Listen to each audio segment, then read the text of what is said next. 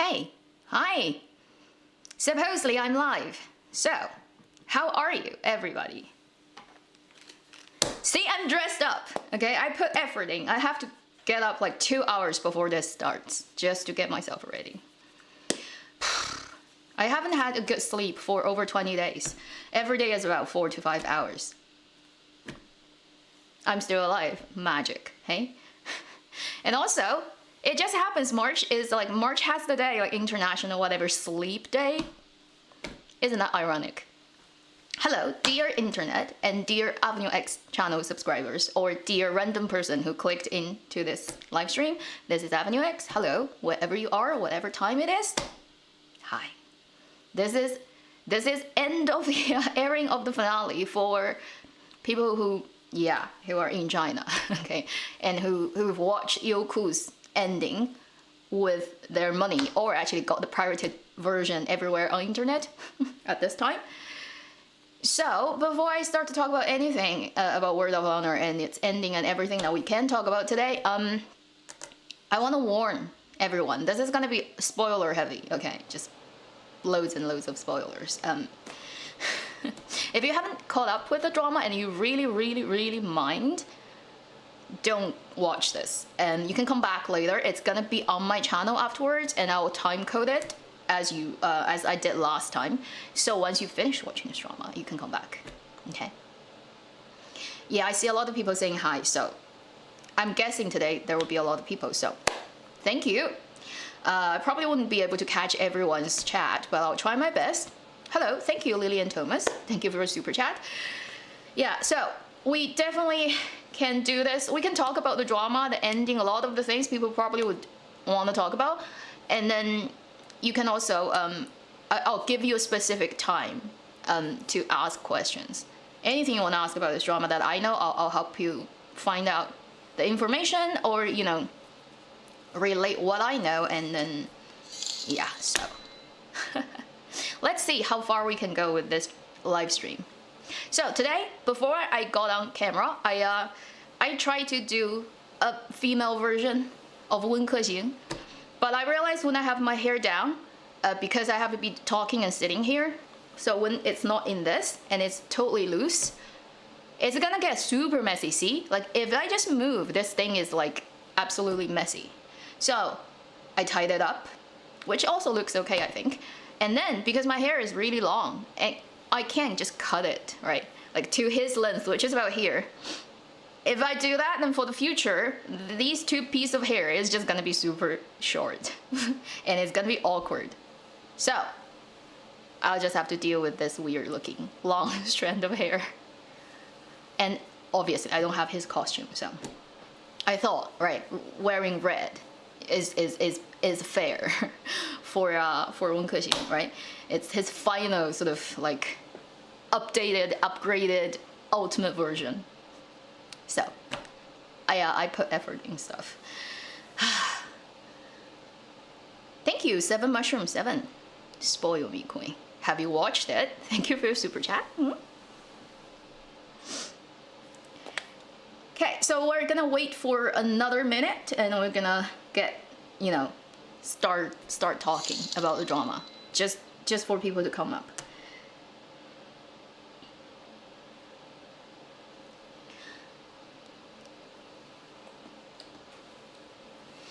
And also in the chat, right, if somebody asks some question and other people know the answer, you can just type away. Yeah, because I won't be able to catch everything if I keep looking at there and looking at the camera, and then it's just gonna, yeah, it's gonna get everywhere. So how many people, okay? Hi, Luffy-san, thank you for your super chat. How many people have watched the whole thing? If you have, type 1. In the super chat, just put 1, okay? And the number 1. Let me see how many people have already gone through the whole thing, who are watching this live. Because there are 600 and 700 people, so I'm just seeing like how many. Wow, a lot. Okay. I warn you again, okay? If you haven't and you hate spoilers, don't watch his live stream. For your own good. 0. Oh, 0. What does that mean? Means you haven't watched it?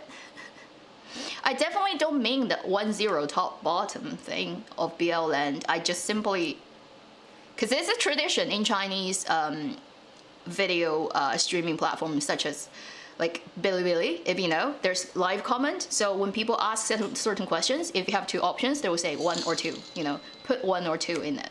So, okay. So a good amount of people have watched it till the end. And 18 episodes early, 18 episodes only person, Juniper. Well, in for a surprise. You can still get out now. It's not yet spoiled, you know.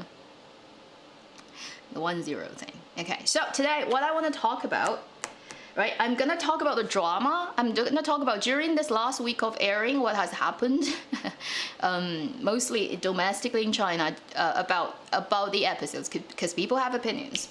What I think, right, is the problem, and also what I like about it. And then all the information that I know about this drama that are interesting, you know, and I'm gonna actually add a little bit stuff onto the screen while I'm talking. That is all the little videos, on-set leaked special features I've collected on internet that have been put out by people, but I'm gonna turn off the sound of it, but you're gonna see the picture because I'm gonna keep talking. But I will put it on the screen at certain times for you to enjoy, international audiences, if you haven't seen it, because Weibo is littered with on-set leaks about how everything is shot and stuff. It's very fun. Thank you for Selena. Thank you for your super chat. Okay. And then I'm definitely gonna, when I have time and if you request, I'm gonna show you how to do the fan thing, because now I'm a half expert. Okay, I'm a half expert of doing that. Both way. So, we shall see, right, when is the good time to do that. It's a very heavy stool. Okay. Okay.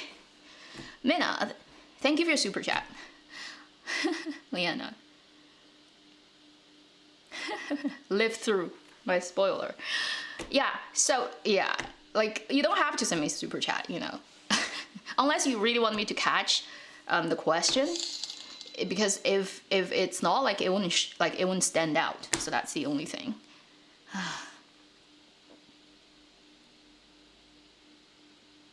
Yeah, red dress 温可行. That's why, like, this is the only really red one that I have, but it's very thin. So the material-wise, texture-wise, it's not very accurate to the heavy fabric he has, but it's expensive. Like, his clothes must cost so much money. Okay, so I'm gonna first talk about a couple of things that I've heard on the internet. I don't know if it's true. I hope it's true. First is, this producer said that there's gonna be a still extra little bit Easter egg for Cao Weining and Gu Xiang's story.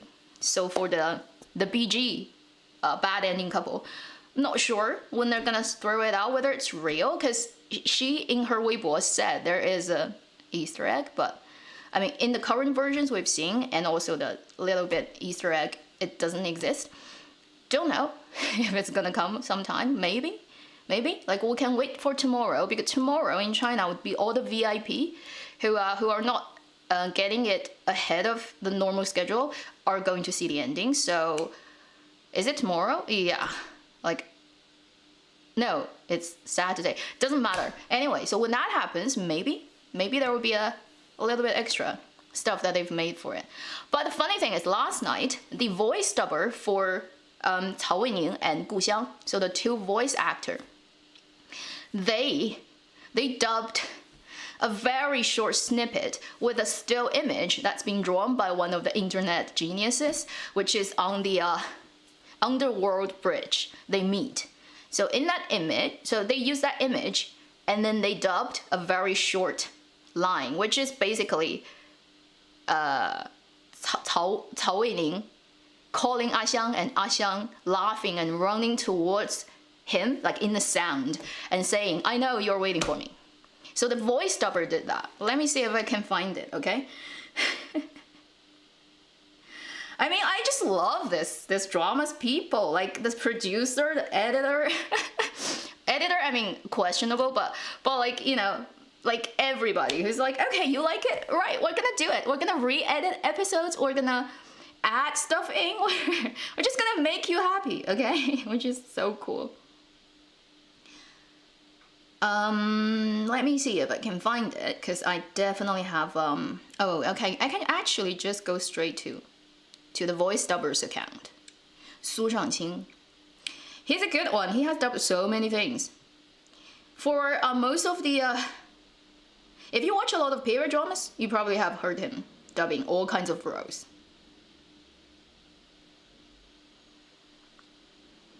He has dubbed Li Xian, he has dubbed Wang Anyu, he has dubbed so many actors. Yeah, let me turn it on. Okay, I'll let you listen.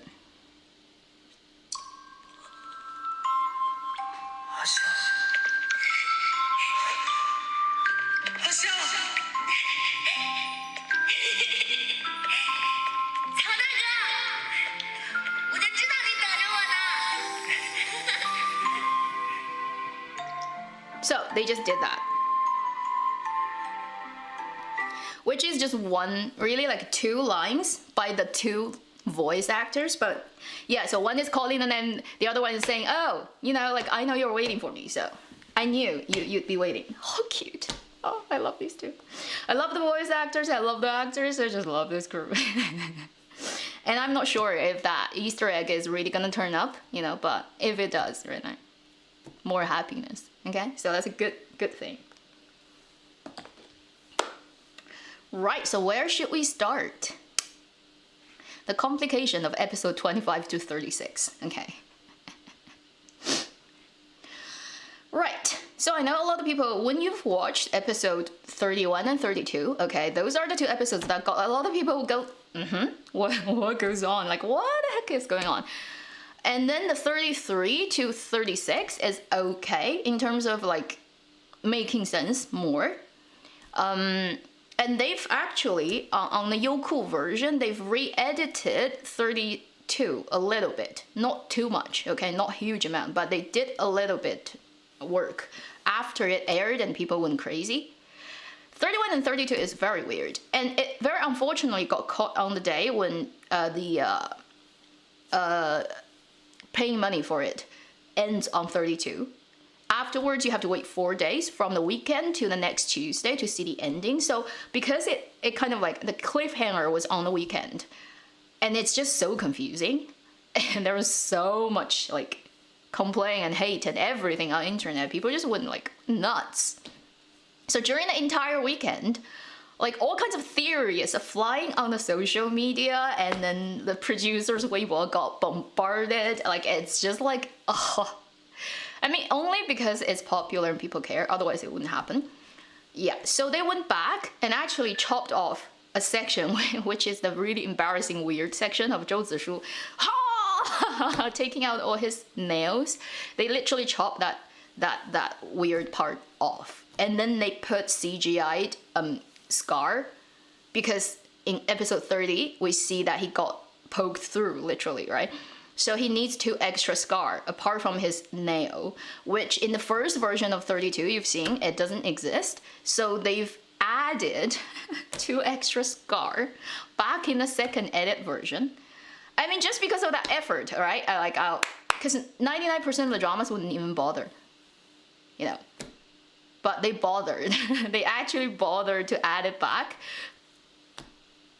Okay, so that like it's something that we should feel appreciative of. Okay, so need to rewatch 32. Yeah, not a lot. They chopped off one chunk and then they added the scar back in. So every part before, like, he goes like you know, take off his clothes, and then he starts to do this, so it cuts there.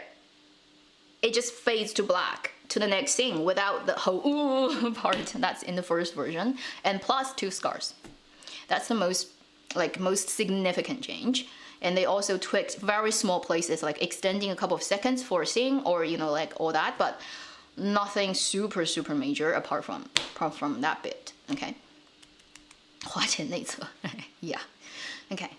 So what I was thinking is I want to first talk about for the last couple of episodes, really after episode 30, the problems I see, okay, and what I see as solutions or what could have been improved.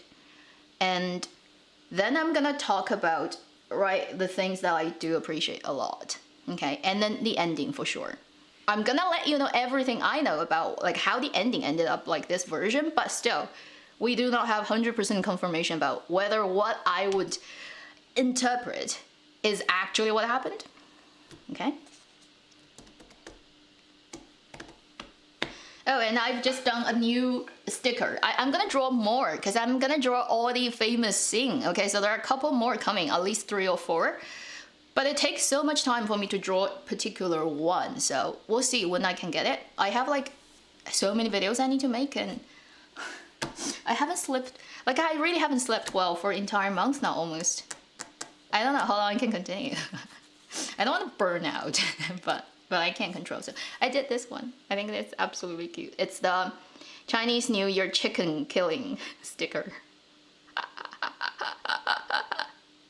Okay. And let me see if I can just change the focus for one moment. Ha ha ha ha.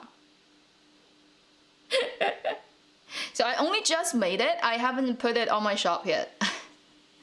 It's just on my, okay, now I need to refocus, which is a tough thing, okay? Because of where I'm sitting.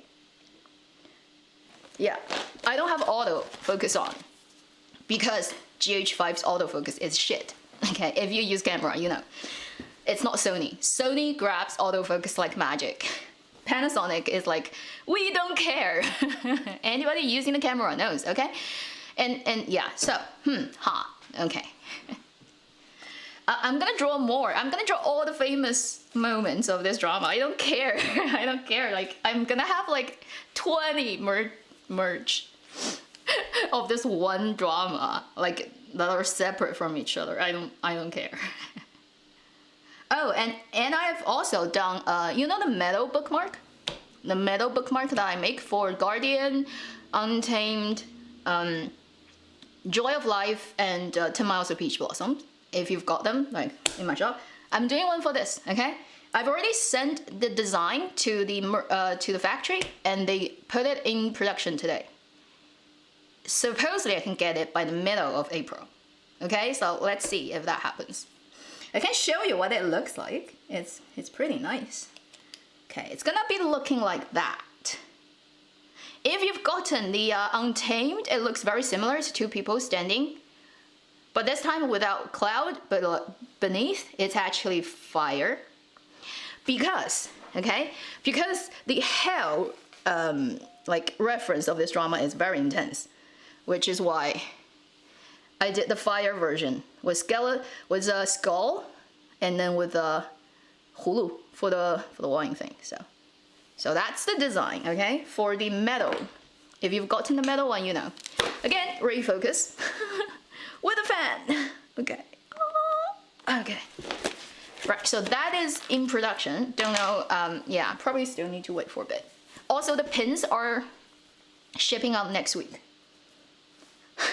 They're shipping out next week, so probably won't get it until early April. So that's the progress of stuff. Donut stick? Yeah, okay. Right, go back to talk about the drama. Right, let's talk about 31, 32 and everything and what happened with those episodes, right? So if you've watched, right, you know, like it's very weird when you watch 31 and 32. Hi, Sarah, thank you. Please ship to UK this time. I do. I ship internationally. It's just outside of US and Canada, I cannot be tracked. Because if you ship with Canada Post and you want to track, it's insane. It's insane. Like the cost goes like literally to like 20, 30, 50, 80, $100 to ship tiny thing, trackable, outside Canada and US, where I am. If I'm in Ontario, I actually have more options, or if I'm in BC, but unfortunately, nobody cares about Manitoba. Any Manitoban? Any Canadian here, you know, like we are a place that doesn't have any existence almost. Nobody cares, like the business doesn't come here. The shipping business doesn't come here. I've been bugging them forever. And they were like, we don't have plan. Okay, fine. So to me, right, I'm limited to that. One day, if I move, I'll make it happen for everybody trackable, for the international, because that's what I want to do. But right now, no option. Literally zero option. If you know how Canada Post works, it's absolutely stupid. Like, so expensive. Oh my god. I'm so jealous of people who are in Toronto. Really. Literally. Honestly. Okay. So, I spot, right, major 5 to 6 problems, okay, with 31 to 32 that make people feel really weird. So I'm gonna go through them one by one. First of all, there's one thing that is not related to the logic of the story, and when it doesn't exist, it really doesn't in any way impact the plot. But it really didn't fulfill 99% of the audience's expectation, which is something people feel like it's like they're waiting for something to pay off and it didn't happen. Very unhappy. Which is, from very early on in this drama, they've started to set up the premise that the character Zhou Zishu, right, because of his 7 nails, he doesn't have, like, he's losing his senses. He cannot quite smell, cannot quite taste, cannot quite see, and cannot quite, hear. And Zhang Zhehan is like so on that he tries to play that in every little corner that you can see while you're watching this drama. Sometimes very obviously, sometimes not so obviously, but because people love this drama and love his character, they dig. They go crazy about digging all the little things that's suggesting, okay, he probably couldn't hear this, so he probably couldn't taste that or whatever. So the whole build-up up to the later part of this drama already has so much, right? Like, all the stuff that's laid there. You just need to do one freaking thing to pay that off, and it's done. 2 minutes is enough.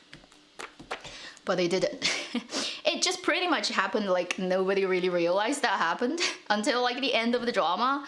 Even like Wen Kexing, who is like 99% of his time, he's by the side of Zhou Zishu. They're living freaking together, okay? Like 24/7. If you're with somebody you love 24/7, there's no way that you don't realize this is going on. Even that person is trying to, like hide it from you. There will always be one tiny moment that it just gets like, he slips and you see. So it doesn't make sense. It just doesn't make logical sense for that not to pay off. What I can convince myself with is Wen Kexing as a character is actually not very sensitive to people's, like the little things, the intricacy of human relationship, because he has like a really terrible childhood, and he grew up in this like not human environment. He really never got an opportunity to build up that understanding of human interaction, right? So although in the beginning of the drama you see him acting like a master of socializing early on, like when Zhou Zishu is like, I don't care about all those people, and he's like drinking and poems and whatever with other people, that is a part of his acting. He's acting as a role that he's playing. So he's projecting that because he's a clever guy, but he actually doesn't quite get how everything works in this human realm. So I can convince myself that he is a little bit slow on getting those signals. Plus, realistically speaking, Zhou Zishu would be the person who is a master of socializing, because he is head of CIA, okay? He was former head of CIA for imperial power.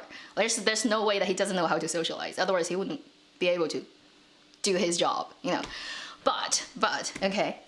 But still, even though Wen Kexing might not be so good at doing these stuff, and he's actually unlearned about human, it still is like not making sense. Particularly at episode 23, when he tasted the wine from Zhou Zishu, and he realized it tastes like shit. He still is like not aware, okay, of what is going on, which is just like, come on, this is like a little bit too much. So a lot of people are not happy with that bit of writing. If they just pay it off in one small scene, it would have made everybody so much happier, okay? But I think it's very much because audiences empathize with Zhou Zishu, therefore they want this. And I agree, it is a huge, like, it is a not so big, but very pointy knife if you throw it out successfully. But the drama didn't do that, okay? Do you agree with that?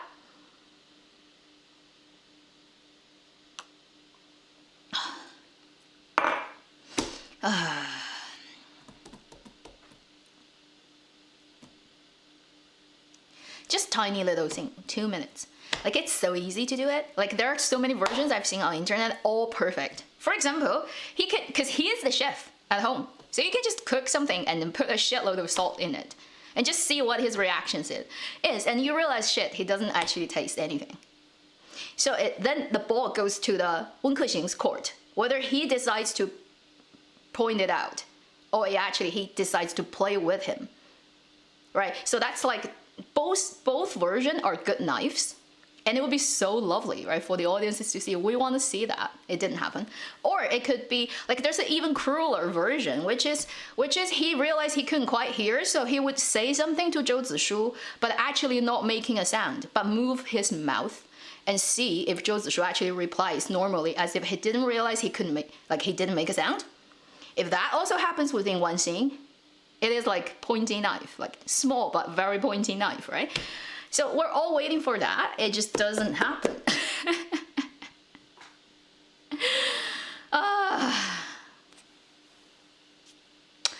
So that's one little thing that so many people are not happy about. And I would agree with the audience. I want to see that. Do you want to see that?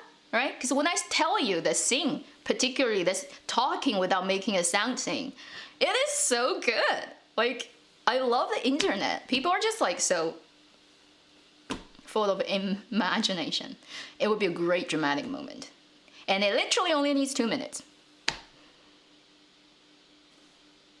You can cut anything off this drama 2 minutes, right? And then just leave this thing. It pays off everything they've built up to that point. So, first thing, right? People are not happy about it. Second thing, episode 31. Wen Kexing, Red Wen Kexing comes to the rescue of Zhou Zishu. That scene is weird. Okay, let me post something up on my screen. This is special feature, like on set when they're filming it, okay? So I don't know, like, if you're seeing it very lovely. It's one, I'll put more on it. So for this scene, right, for all the leaked material I could see, it really was like they're shooting at this place, which you can tell is at the front door of the hotel, because behind it is a wall. Okay, so they're not outside on the mountain or like anywhere. And then there are different angles of this scene when they were shooting it, from the back, from the side, and people have leaked it. So there's the potential they actually only filmed this scene. They didn't film on the road, the process of getting to that place. It's possible, and judging by how poor this production is, it's possible. So a lot of people want to see a little bit more of them traveling from the forest to this point, right? But it didn't happen. But then, because I looked at everything that's being leaked on the internet, and I have to say, probably they only really just shot at the hotel gate, which is why, yeah. I'll put another one on. This is like all taken from internet, not mine, okay? So this is from another angle they've shot that scene. Although you cannot tell where it is because they have a really big heiqi, black cloth on for the lighting. Like, it feels like it's still at that place. So they're broke. And how much got cut is also questionable, right? Like, how much actually got kept or cut, we'll never find out. There may be a section that they filmed that just is too intimate. They couldn't put it out there. But the weird thing is, they filmed the hairpin. Hairpin is like marriage, right? You filmed that. So why is that okay and this is not okay? I don't understand. Like, so what's the reason behind it? For this like red clothing saving my wife scene, okay. What I found is not very like working with it. It is when Wen Kexing shows up and he talks to Duan Pengju, and then he walks to the cart, and then Zhou Zishu comes down, and he walks to him. Like through that entire thing, Wen Kexing appears to be he's in full control, but he is like not angry, not sad, not like he's not very like emotional, which doesn't make sense because he's not a normal person. Like he's just like extreme. He's an extreme version of human. When he's angry, he's shit angry, and he wants to destroy everything, right? He's like a little bit psychotic, right? He's a psychotic character. So remember back in episode 4 when they are like surrounded by the beggars, and then Zhou Zishu was fighting, and then he had like one moment, right? Like looking like he's hurt. Wen Kexing went crazy, right? He literally cut the guy's throat with his hand, which is his style. 排面. And then in episode 11, again when Zhou Zishu was hurt, he got in to save him, and Chengling, like his eyes are like crazy eyes. It's like I'm gonna nuclear this place flat. So with that little bit stimulation, he could go this lunatic.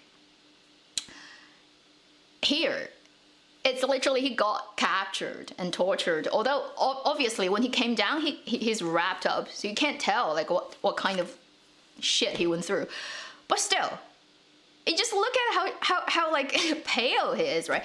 Normal reaction of Wen Kexing should be like, there's no way that Duan Pengju can survive this. He's literally gonna get killed on spot. He would just throw out the fan and cut the guy's throat and end this whole thing and kill everybody there.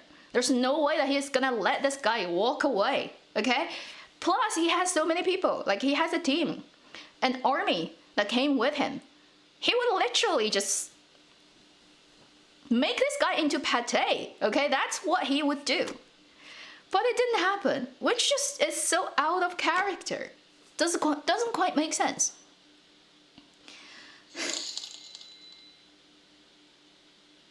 Yeah, okay, thank you for your super chat. BO Euphoria. You see, so that part makes a lot of people feel like, what happened, right? It doesn't fit what you've set this character up previously. So whether that comes from, first, the writer itself is like the writing in itself doesn't have anything else, it's just like this, or maybe it comes from the directing on spot, that because it has nothing to do with actors. Whatever the director wants you to act, right, they will do it. Or whether it happened in post-production, that they decided to cut the version that they have, or with whatever they've shot, the raw footage, into this version. Whether it happened in the censoring process when they had something actually, but then it got cut and changed, like, you don't know. So we only know that the result is something that we don't quite agree with, but we do not know what is the reason that it ended up like this, and we will never find out. So that's one thing that I feel very quite a pity for 31 is it didn't give you the moment you want, which is, yeah, is the upgraded version of episode 11 and episode 4. That's what we want, because everybody expects that, and you just don't give us that. It's you know. Thank you for K Celine. Thank you for your super chat. Do you agree with me? That's definitely a point that a lot of people are not happy with.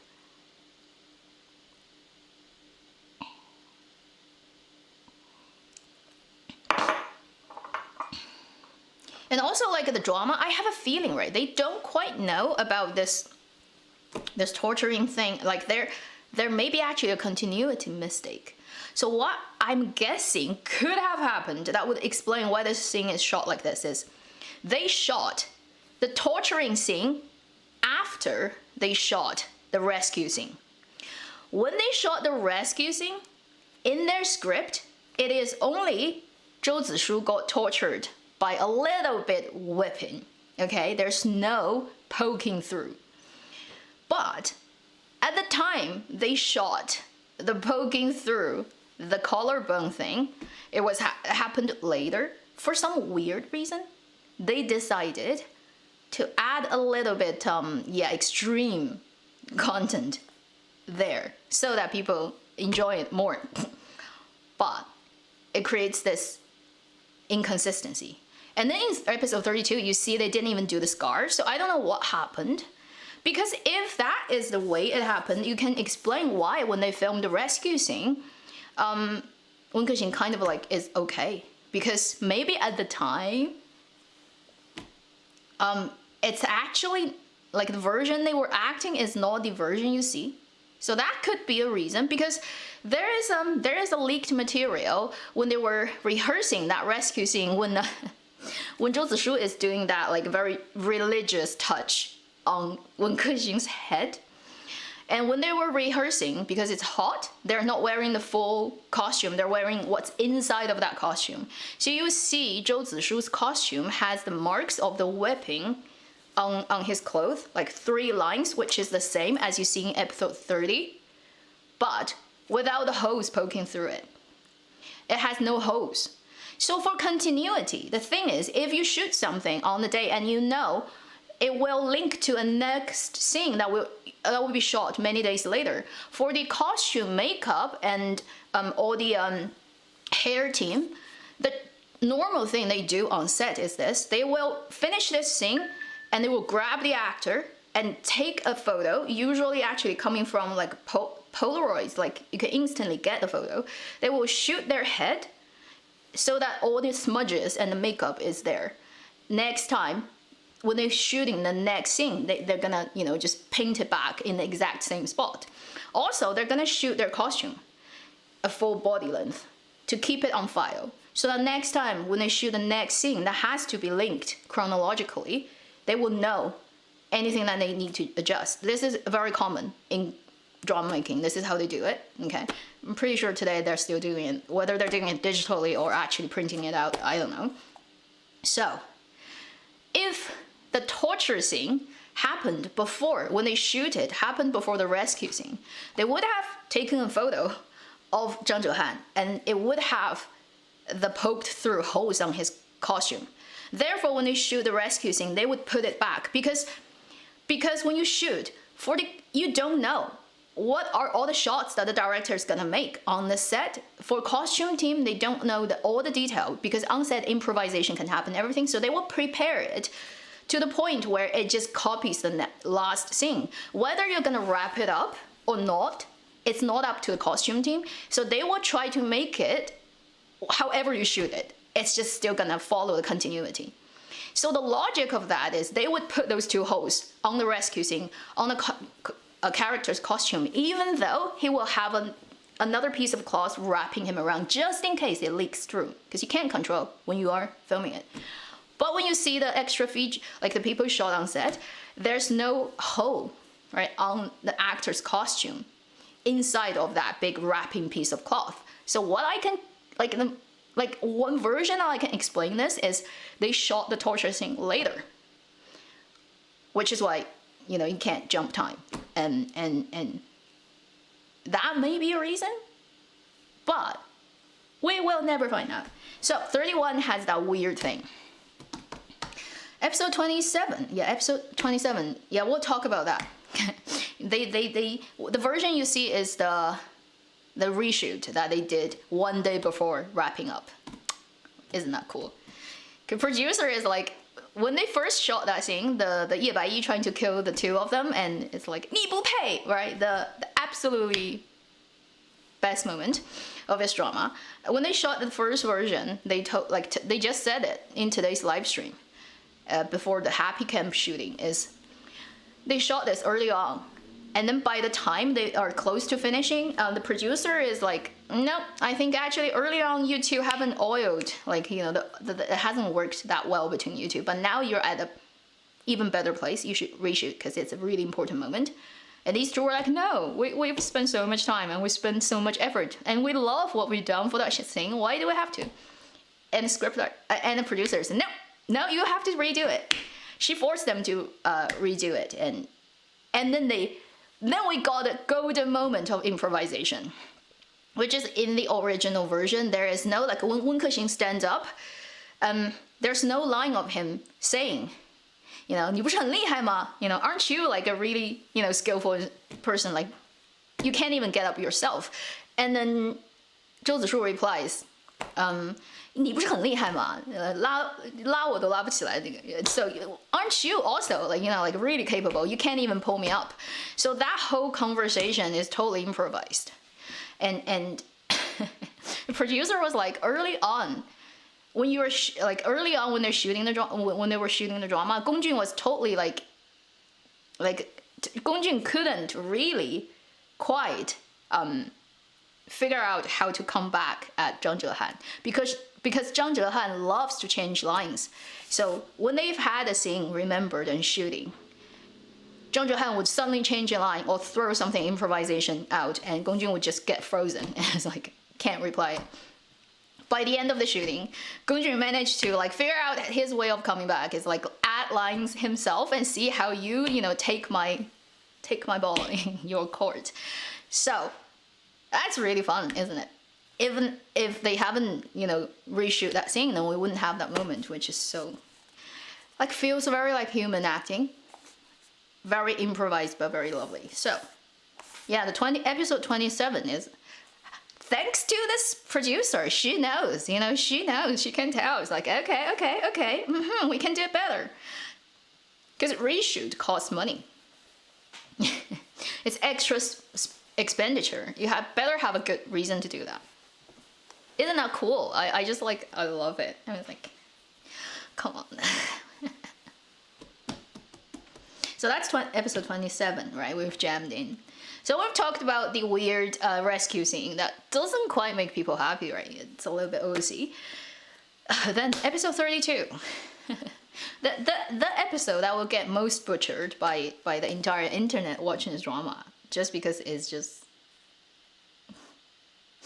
so weird. And I have to say, most of the problems of episode 32 came from its editing.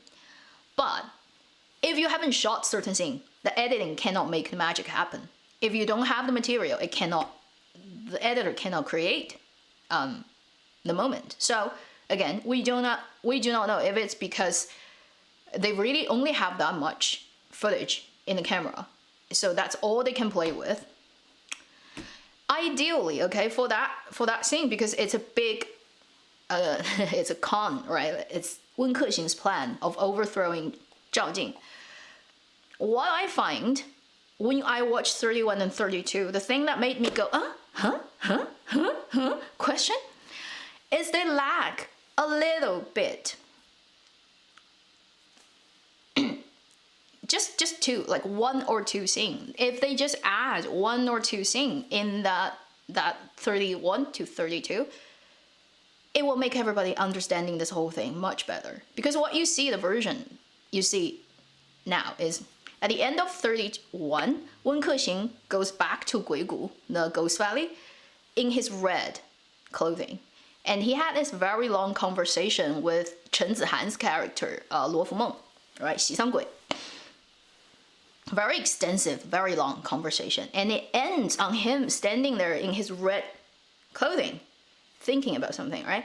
And it cuts. To the next episode, you see Zhou Zishu and Qi Ye, they're having, like, eating together. And then you see, like, he travels to Qingyashan, travels to Ghost Valley, and then he hears people are talking in that tea place, in the wild, and saying, they're fighting over there, don't you want to go and see, what's going on? And he is shocked. And next thing you cut to, it's already halfway through that fight between Zhao Jing's team and Wen Kexing. And Wen Kexing is like already in the middle of fighting, right? Being surrounded by people. It's too fast. There's like, for Wen Kexing, the character, the last time we saw him, he's at night in Guigu wearing his red clothing. Now he cuts back to an earlier piece of costume, the blue one, and he's already halfway through the fight. There's just too much jump that happened between that. It instantly just takes you out, and you can't quite process what's going on. And immediately, the plot goes to Zhou Zishu comes and they fight, and then Wen Kexing falls down the cliff, and everybody's like, what the heck? Right? So that whole sequence is so choppy. They only actually need to add one little thing. Again, 2 minutes. Solve the problem. What I would do for this is, at the end of episode 31, he's in red, he's talking, right? Blah, blah, blah, blah. Okay, whatever. Okay, cuts it. Episode 32, you can still have Zhou Zishu having that dinner or whatever, drink with Qie and stuff. And then you can cut back to a day shot of Wen Kexing changing his clothing. You don't even have to shoot the whole sequence. You just shoot the end of changing clothing. So now he put his silver pin back on his hair, and he dressed back in his blue and bamboo leaf clothing. And it just needs like the last bit when he's taking care of his sleeve, doesn't matter, like last moment of doing that. And it's a day shot, and he needs to be sitting somewhere that you can tell he's in Guigu and stuff. And one shot without lines of him looking very serious, as if he's plotting and thinking and planning and waiting for something to happen. You just need that little bit, 5-10 seconds of him being quiet, and as if he's brewing his tea and he's thinking. Then you can have one of those random extra comes in reporting to him. It's like somebody is at the gate, or there's a team that's running up, there's an army, report, right? Invasion. Or literally, even without that, he could just hear there are commotion, there are sound and noise outside, because he's superpowered, I know, like he can tell. And you need one reaction shot of him looking up, turning around, doing a reaction which is like, I am responding to what changed. Then you cut back to Zhou Zishu on his horse, getting to Qingyashan, and then hearing everybody is saying there's a big fight going on, and then you cut to the fight that's already halfway. Just give me that 2 minutes. First, I would immediately understand what happened between the night and day.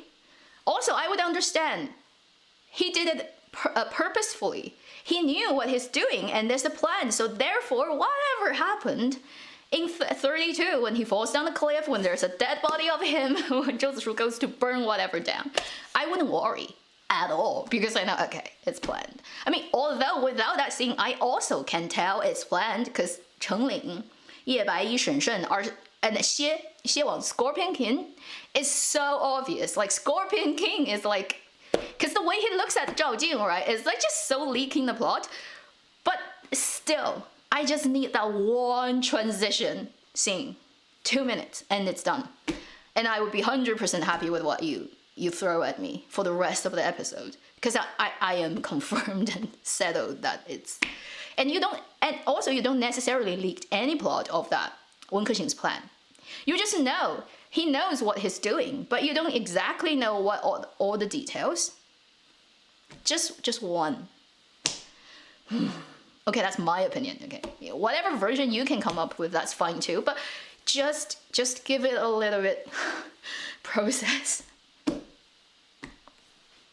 I don't know. It's time constrained. They probably didn't shoot that scene.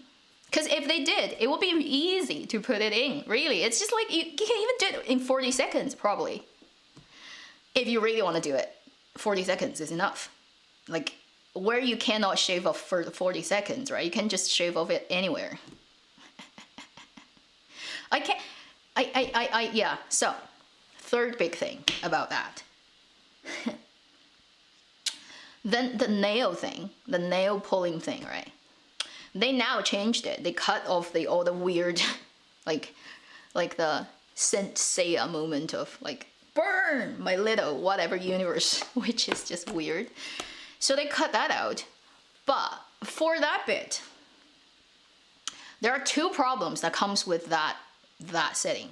First is, if the whole thing, I don't get 100% convinced after watching 33, 34, after Wen Kexing comes back and explain and saying, sorry, I didn't tell you, and that part. First is, what I don't get through, okay, so there is no absolute need for you guys to fool Zhou Zishu, not letting him in on this plan, because he doesn't play an essential link in this whole plan. making him having to be a person who doesn't know what goes on. So if there's a way, logical explanation of why you have to not let him know your plan, because therefore he would do something that will help you make the plan work, then okay, that logic would work. But the thing is, even if you let him know, it's not going to change anything of Wen Kexing's plan. He can still carry it out 100% safe. And, you know, like, just Zhou Zishu doesn't even play a link in this whole plan, so why don't you tell him? It does not make sense. Maybe okay, some people would say it is because he's worried. Maybe he will actually you know, have something accident happening and not actually carrying out the plan perfectly. He would actually die, and then Zhou Zishu would try to stop him. But you two are clever people. You have some of the best people on your team, like Ye Baiyi, freaking hell, right? The god of all wuxia in this world. You already have the best team possible, and everybody can just sit down and figure out a 100% safe plan to get this thing done. Even like Scorpion King is on your side, like, what are you worried about? You're gonna be fine. So why do you have to not let Zhou Zishu know? Okay, that logic doesn't work. So if the scriptwriter insists on that, it's just because later she can create the fact that it's Romeo and Juliet. It's like, now you are back, but I'm gonna die, right? If she insists of creating that, but then you don't give me a logic that makes it 100% valid, then it's problematic. Okay, so that's the first part of that part that doesn't quite convince me. The second part is, now the whole thing happened, Zhou Zishu is not aware. He jumped off the cliff and Ye Baiyi jumped down to pull him up. The next thing you see is him waking up in the freaking hotel alone. And he walks down and he sees all the people discussing that Wen Kexing is dead. And he's like, right? And he goes to confirm. And really he's dead. So he pulls out his nails because he knows for the future plans, he needs to have 100% capability of fighting or whatever. Like, if you've all decided not to let Zhou Zishu know what happens, is it difficult to have one person in that freaking hotel room waiting for him to wake up and do something, first telling him it's fake, you know, he's well. You're gonna see him tomorrow. Or still not letting him know, but do something to make sure that he doesn't go crazy, kill himself or something. Still, that doesn't make sense. Ye Baiyi, like, if Chengling has to be with Zhao Jing, okay, you can have Ye Baiyi there. Ye Baiyi, like, can literally just, he never cares about those banquets and socializing, whatever. So if he saves Zhou Zishu and then he doesn't go to the big banquet celebrating it with Zhao Jing, nobody would care about that. Because he is some person who doesn't care about these things and everybody knows. You know, he's the top, so he doesn't need to contend to youngsters, whatever. He can be the person just sit there and wait. And when Zhou Zishu wakes up, he's like, yeah, it's all just fake. Thank me, okay? Or, you know, like, or if you really want to play Romeo and Juliet, you can use the earlier clue you've already buried, which is in episode 30 when he confronts Jing Wang. He said, you didn't know that I've lost my 5 senses, 2 of them, so your like the scent that you gave me to make me lose my ability, right, temporarily, it doesn't work on me. That's why I can fight you. So use that. You've already laid that. So in this waking up in the hotel alone scene, you could give me a little bit explanation, which is Ye Baiyi did the same thing on Zhou Zishu, and he set the medicine at, say, he will be sleeping for 3 days and not waking up, so we don't need to worry about that. We can go away and do other things. But then he didn't know that Zhou Zishu is at this stage where this type of stuff doesn't work on him anymore. Therefore, he wakes up a day earlier or 2. And then this happens. So that's Romeo and Juliet, which is very tropey, but still it makes logical sense. You can give me that, and I'd be happy too. At least I can make sense of what goes on. But it didn't happen. Okay? So, for the whole falling down the cliff, taking out the nails, fooling Zhou Zishu, not letting him know, and nobody cares about he wakes up alone. There are just too many logical holes in that whole sequence. And yeah, like when I go crazy with that, I'm just like, yeah, it doesn't make sense, doesn't make sense, doesn't make sense. And that's way better, isn't it? Just adding like a few things is gonna solve all the problem. But unfortunately, the version we got is like, we have to actively ignore the things that doesn't make sense in this whole drama and plan. Then there's another thing that I'm not happy with, like he taking nails at the waterfall. That is totally to do with the practicality of my mind, which is, okay, if you're gonna do some big surgery on you, okay, 7 huge nails out of your body, when are you gonna do it and where? You should do it in a hotel room or in an enclosed space at night, right? Quiet, safe. Shut the window, shut the door. Get ready. You need knife, you need liquor, you need fire, you need all kinds of like things that's gonna wipe your blood off and whatever, right? Get ready, because it's a surgery, okay? And really what we want to see, right? Honestly, for audiences, we want to see is he actually poking the nail out with his knife, and you see blood drooping, and you see like all those, you see him sweating, you see him smile to himself with that very complicated smile. He needs to be in pain. It needs to be a tough thing for him to do, okay? And like visually, that will make so much more sense. But also logically speaking, if you're doing that, he still remember, Zhou Zishu is the former CIA head of this world. This guy would not do anything that he's not planned well, and he doesn't think about all the possible outcomes of his action. It's like, what is the best way of getting what I want, right?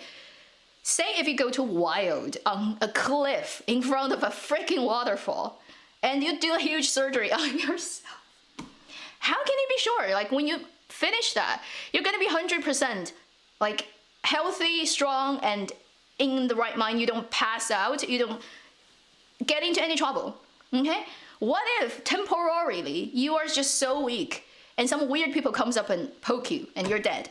Or what if you just lose consciousness for a few moments and the freaking wolf comes by and just ate you?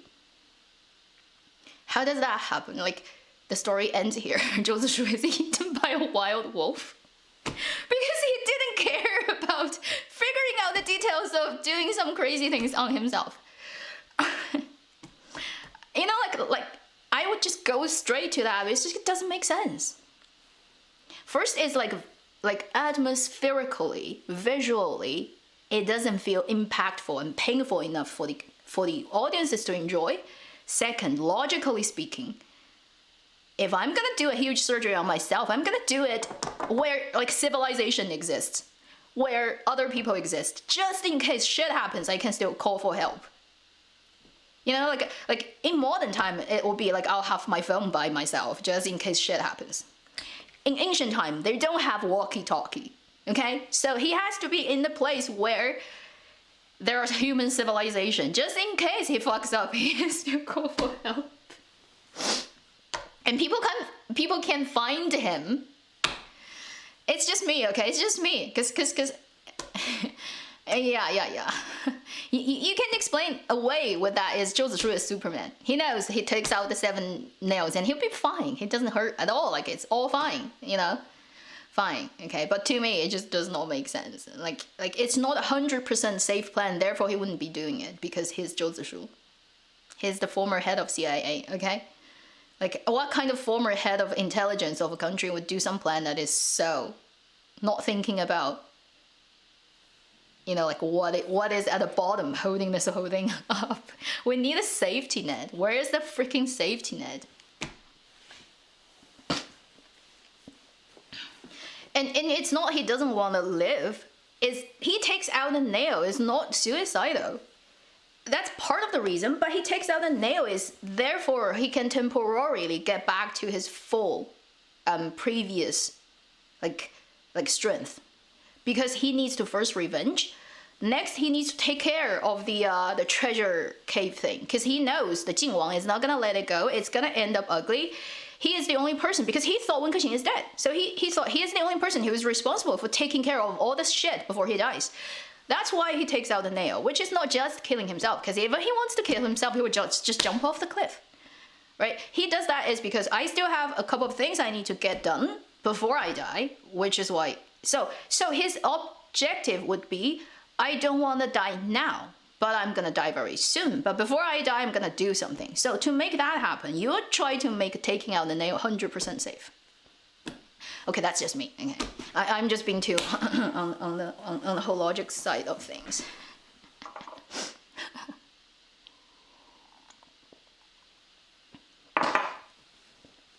Drumline Cliff doesn't kill anybody. That's true. So I've pretty much said everything about 31 to 32. All the things I'm not happy with, all the things I think they can improve, things that don't quite make sense, and blah, blah, blah, blah. So you can either agree with me or not. It's fine. Right? I'm just sharing my mental picture of how to fix some of the shit problem they have.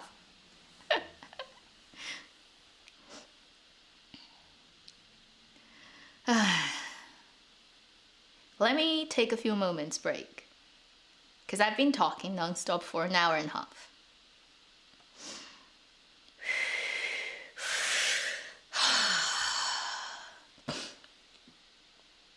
Okay, let me see what we can break this a little bit. We're gonna play some fan, and then I'm gonna come back and talk about the ending. Okay, everybody wants to talk about the ending. I know, but I need to shut up for a bit.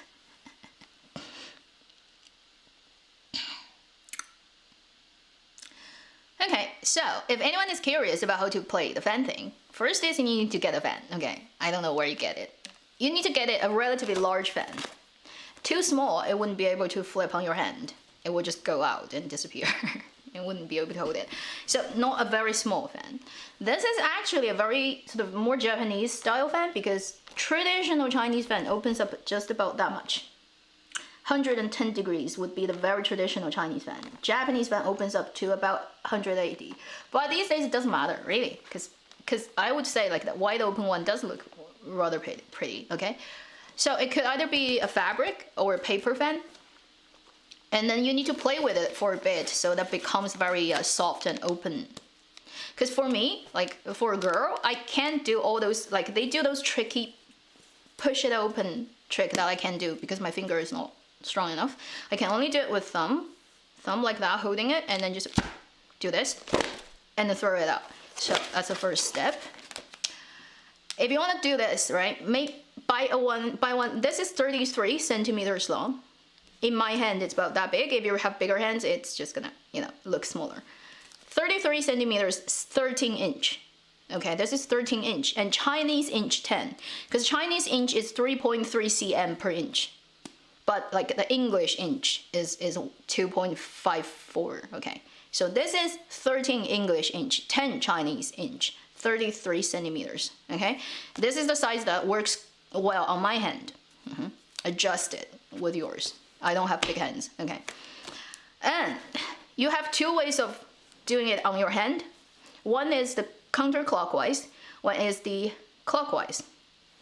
Counterclockwise is easier because your palm, if you're right-handed, okay, because your palm is towards this side of you, so it goes around your hand like this. And when it comes back, you can naturally grab it in this direction. If you do the clockwise, it has to go out and back into your palm, so it's a little bit more tricky. But then if you figure it out, it's actually not that different.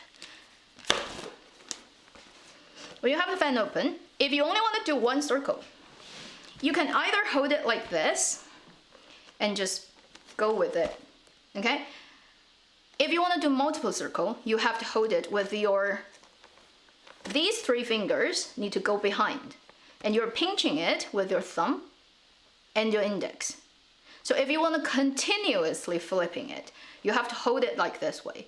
If you're only doing one, you can hold it this way too, does not matter, because you're catching it when it comes back. Okay. I'm just looking at what people are saying, and I'm gonna show you how to do it. It's just not. If you get a fan, practice 10 minutes, and you can learn it. From like not being able to do anything to do it really easy. It's just not difficult. I thought it was super difficult, and then I realized it's not difficult at all, okay?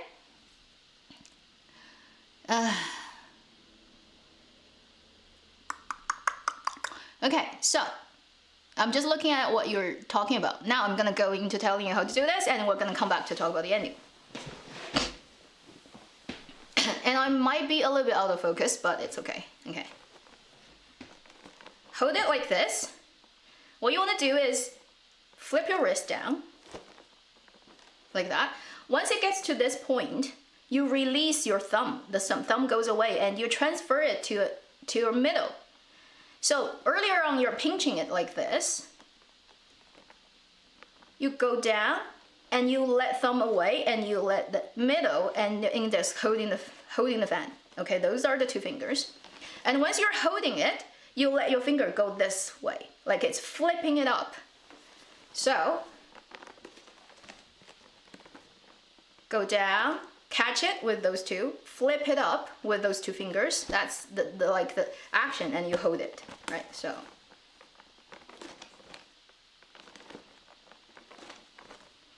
Okay, I'll do a couple to let people see how it's done.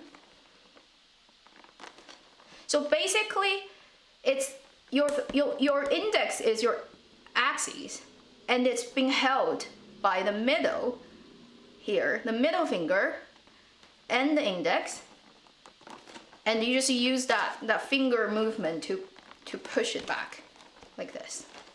It's really easy. Okay, so get a fan and you'll figure it out. It's really easy. It's not hard. And when you want to do it continuously, you have to figure out a moment to give it a second kick when you hold it. So it doesn't always work with me. Okay, let me do it a couple of times, and I'll be able to flip it a couple more times. Okay, that's two, okay. And I'm not so expert at it. Some people can do it continuously forever, okay, which is not that easy. Okay, that's two, not very good. Three. Okay, so that's how you do the counterclockwise. If you want to do the clockwise, it's the same thing. You are pinching it with your index and your middle, but you're pinching it that way. Okay, you're pinching it that way. So you let it fall to a certain point, like that. Let it fall. Grab it with your middle, and then your wrist flips it back. So you need to open your arm like this. If you're like this, your wrist is in the wrong position. It cannot do it. You have to open it up, and then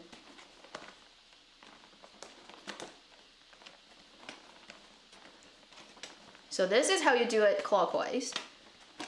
Okay, and do it a couple more times, then you will understand how you can connect it with the next one continuously. So that's the clockwise one. It's not hard. Get a fan, practice 10 minutes, you'll figure it out. So the art is in the pinching, right? In the pinching, and you're using index and middle. So that way the fan never really leaves your hand. You're in full control. It never flies off. Horizontally, if you want to do it, you can, like, it's harder, but the reason, like, the logic is the same. You just need to get the right, I just say, speed and stuff. But you can only flip it like that.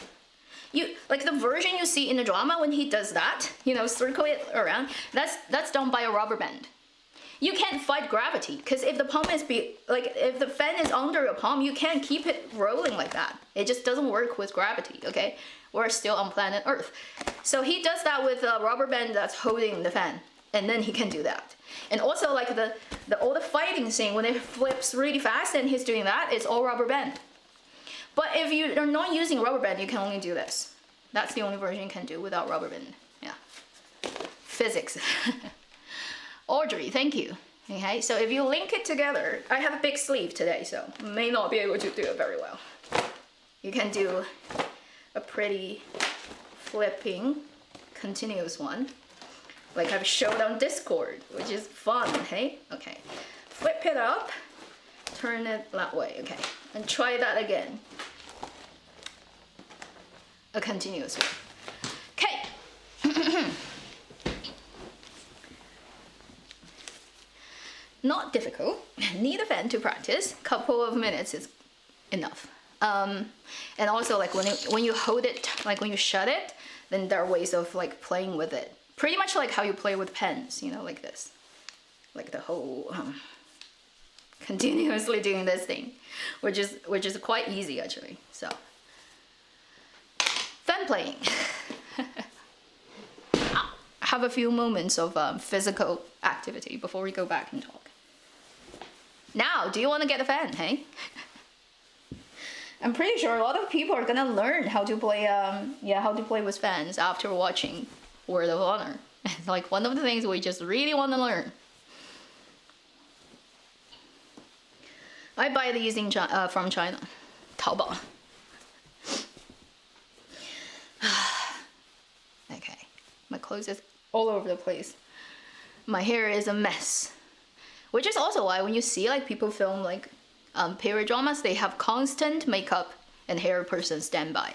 Every shot they take, literally after every shot, the people will go in, comb their hair and fix everything up, because just by like standing there and moving their head a little bit, the hair is gonna get messy.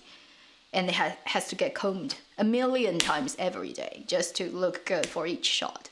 That's why like wuxia is a dream. Wuxia is a poetic version of reality, because those people with that kind of hair, if they are like that in reality, it's gonna look like shit. In real life, unless they have somebody who's combing their hair 24/7 all the time.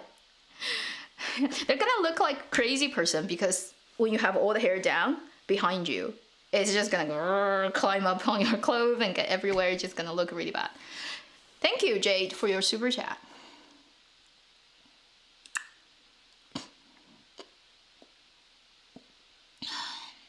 Oh, I'm so tired.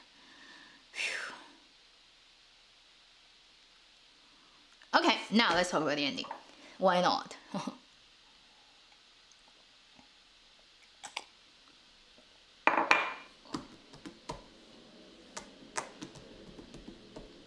For the ending, the version you see now is at the end of episode 36, after they finish all the scenes in the like the treasure cave. You see the adult Chengling telling his students at a place that is actually by the snow mountain. So they have two mountains, which is like physically quite close, but one is like the warm mountain, the other is the snow mountain. So okay, whatever, because it's wuxia world, right? He's telling his students about the story of Zhou Zishu and Wen Kexing, and you see Gao Xiaolian comes in talking to them, and they all go to have dinner, and it cuts at the shot where all the kids are walking away, and it just cuts in the middle of their walking, which is really awkward. Like nobody would cut it that way. So I'm gonna explain what I think happened with this version of ending and why the drama did it like that. First, some people misunderstood Gao Xiaolian married Zhang Chengling. No, she married Deng Kuan, the 大师兄 from 岳阳派. And because the kids called her 师姑, not 师娘, okay? So if Chengling is those kids' 师傅, then Chengling's wife would be these kids' 师娘. But they called 师姑. Gu is aunt. Okay, gu is not like wife, is aunt. So she married Deng Kuan, and the kid at the extra Easter egg and who is fighting and Zhou Zishu is teaching is her son. Okay, don't mix that up. Okay, a lot of people mix it up. Okay, so she didn't marry Chengling. So who is Zhang Nianxiang, and then where does the kid come from? Well, there are two interpretations, which is first, it might just be that Chengling adopted a kid, because adoption is like their family tradition anyway. And this girl, he named her Nian Xiang, because trying to, in memory of A Xiang. Then there's a more tricky explanation, is this kid is actually those two guys' kid, but obviously it cannot happen in realistic world. Therefore, nobody explains where's the mother, right? But, right, it intentionally put a kid there. Because we'll talk about that later in the episode 36, what you see with these shots, right? And It could be that. It could be just they're playing this game with the tradition of BL dramas and male pregnancy. Totally. Like, you can overinterpret that. Whether it's real doesn't matter. It's the thing that you can explain it that way. Okay. So what I can let you know is when they shoot this drama and there's leaked the daily call sheet. So a call sheet is what you print out every day to give to all the crew members, the actors, the makeup artists, everybody, to tell you we're filming which part of which episode today at which location at what time, all the information. So they print it out every day. And there's a leaked version of episode 36, the last bit scene, what they filmed on the day. And when it got leaked, we can see when they were filming, they called it, first it's called 飞页, which is added stuff, right? So it probably wasn't in the original script. They added, and then they're A and B. So on the day, they shoot two endings. One is ending A, one is ending B, and B has B1 and B2. So in B1, the explanation of that scene is 一言不合就开打. So the two leads are arguing and then start fighting on the snow mountain. And then who needs to be on the scene, which would be Zhou Zishu, Wen Kexing, and Deng Kuan. So the first disciple of Yue Yang-pai. That's ending A. So that's a happy ending. They're alive. Deng Kuan is there watching them fight on the snowy mountain. It didn't say whether Deng Kuan's son is there, but I'm guessing he's there. So that's ending A. And ending B is just Zhou Zishu teaching Deng Kuan's son fighting on the snowy mountain. And he saw a illusion. He saw illusion of the white-haired Wen Kexing. And there's a moment of him kind of like falling into that hallucination, but then waking up from it and realizing it's a hallucination. So that's ending B. So you can say ending A is the happy ending, ending B is the bad ending, and they filmed both on the day. Now, when you go and look at the extra Easter egg at the end of, or extra little bit that cost you 3 yuan, it looks like they actually edited ending A and ending B together. Because you have both Deng Kuan's son being taught by Zhou Zishu, and Deng Kuan and his son looking at those two guys fighting, literally saying those two have been fighting for the rest, like entire life, which means they're not an illusion. He and his son can see it. So that's definitely the ending A. But then when Wen Kexing comes from the light and walk up to Zhou Zishu, there's a moment of Zhang Zhehan's acting that is like he didn't expect to see him there. Like if you pay attention to his acting, you can tell like he's for a moment like that. So I'm guessing the version that you see now is a mixed cut of ending A and ending B together that ends up in a happy ending. Okay? Now, why? Okay, why they have to first put it outside of the 36 episodes, and why they have to cut 36 episodes, episodes 36, at that really awkward, all the kids walking away, just stop middle. Here is my guess.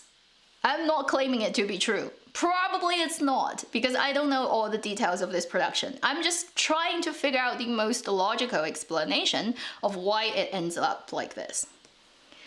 When you send the drama to censorship, right? And once it goes through censorship, technically you can't change it anymore. So the censorship will say, okay, this one passed censorship. You can't go back and add stuff in, okay? That cannot work. What they've done for earlier episodes when they re-edit, for example, redub, that's fine because they didn't change the line, they didn't change anything, it's just the dubbing didn't work very well, we do a second version of the sound, that's fine. Or they cut out small, like they cut out a scene, right? For example, him doing that nail thing, they didn't add stuff in, okay? So that probably also works okay. But you can't add stuff into a censored piece, okay? That wouldn't work, right?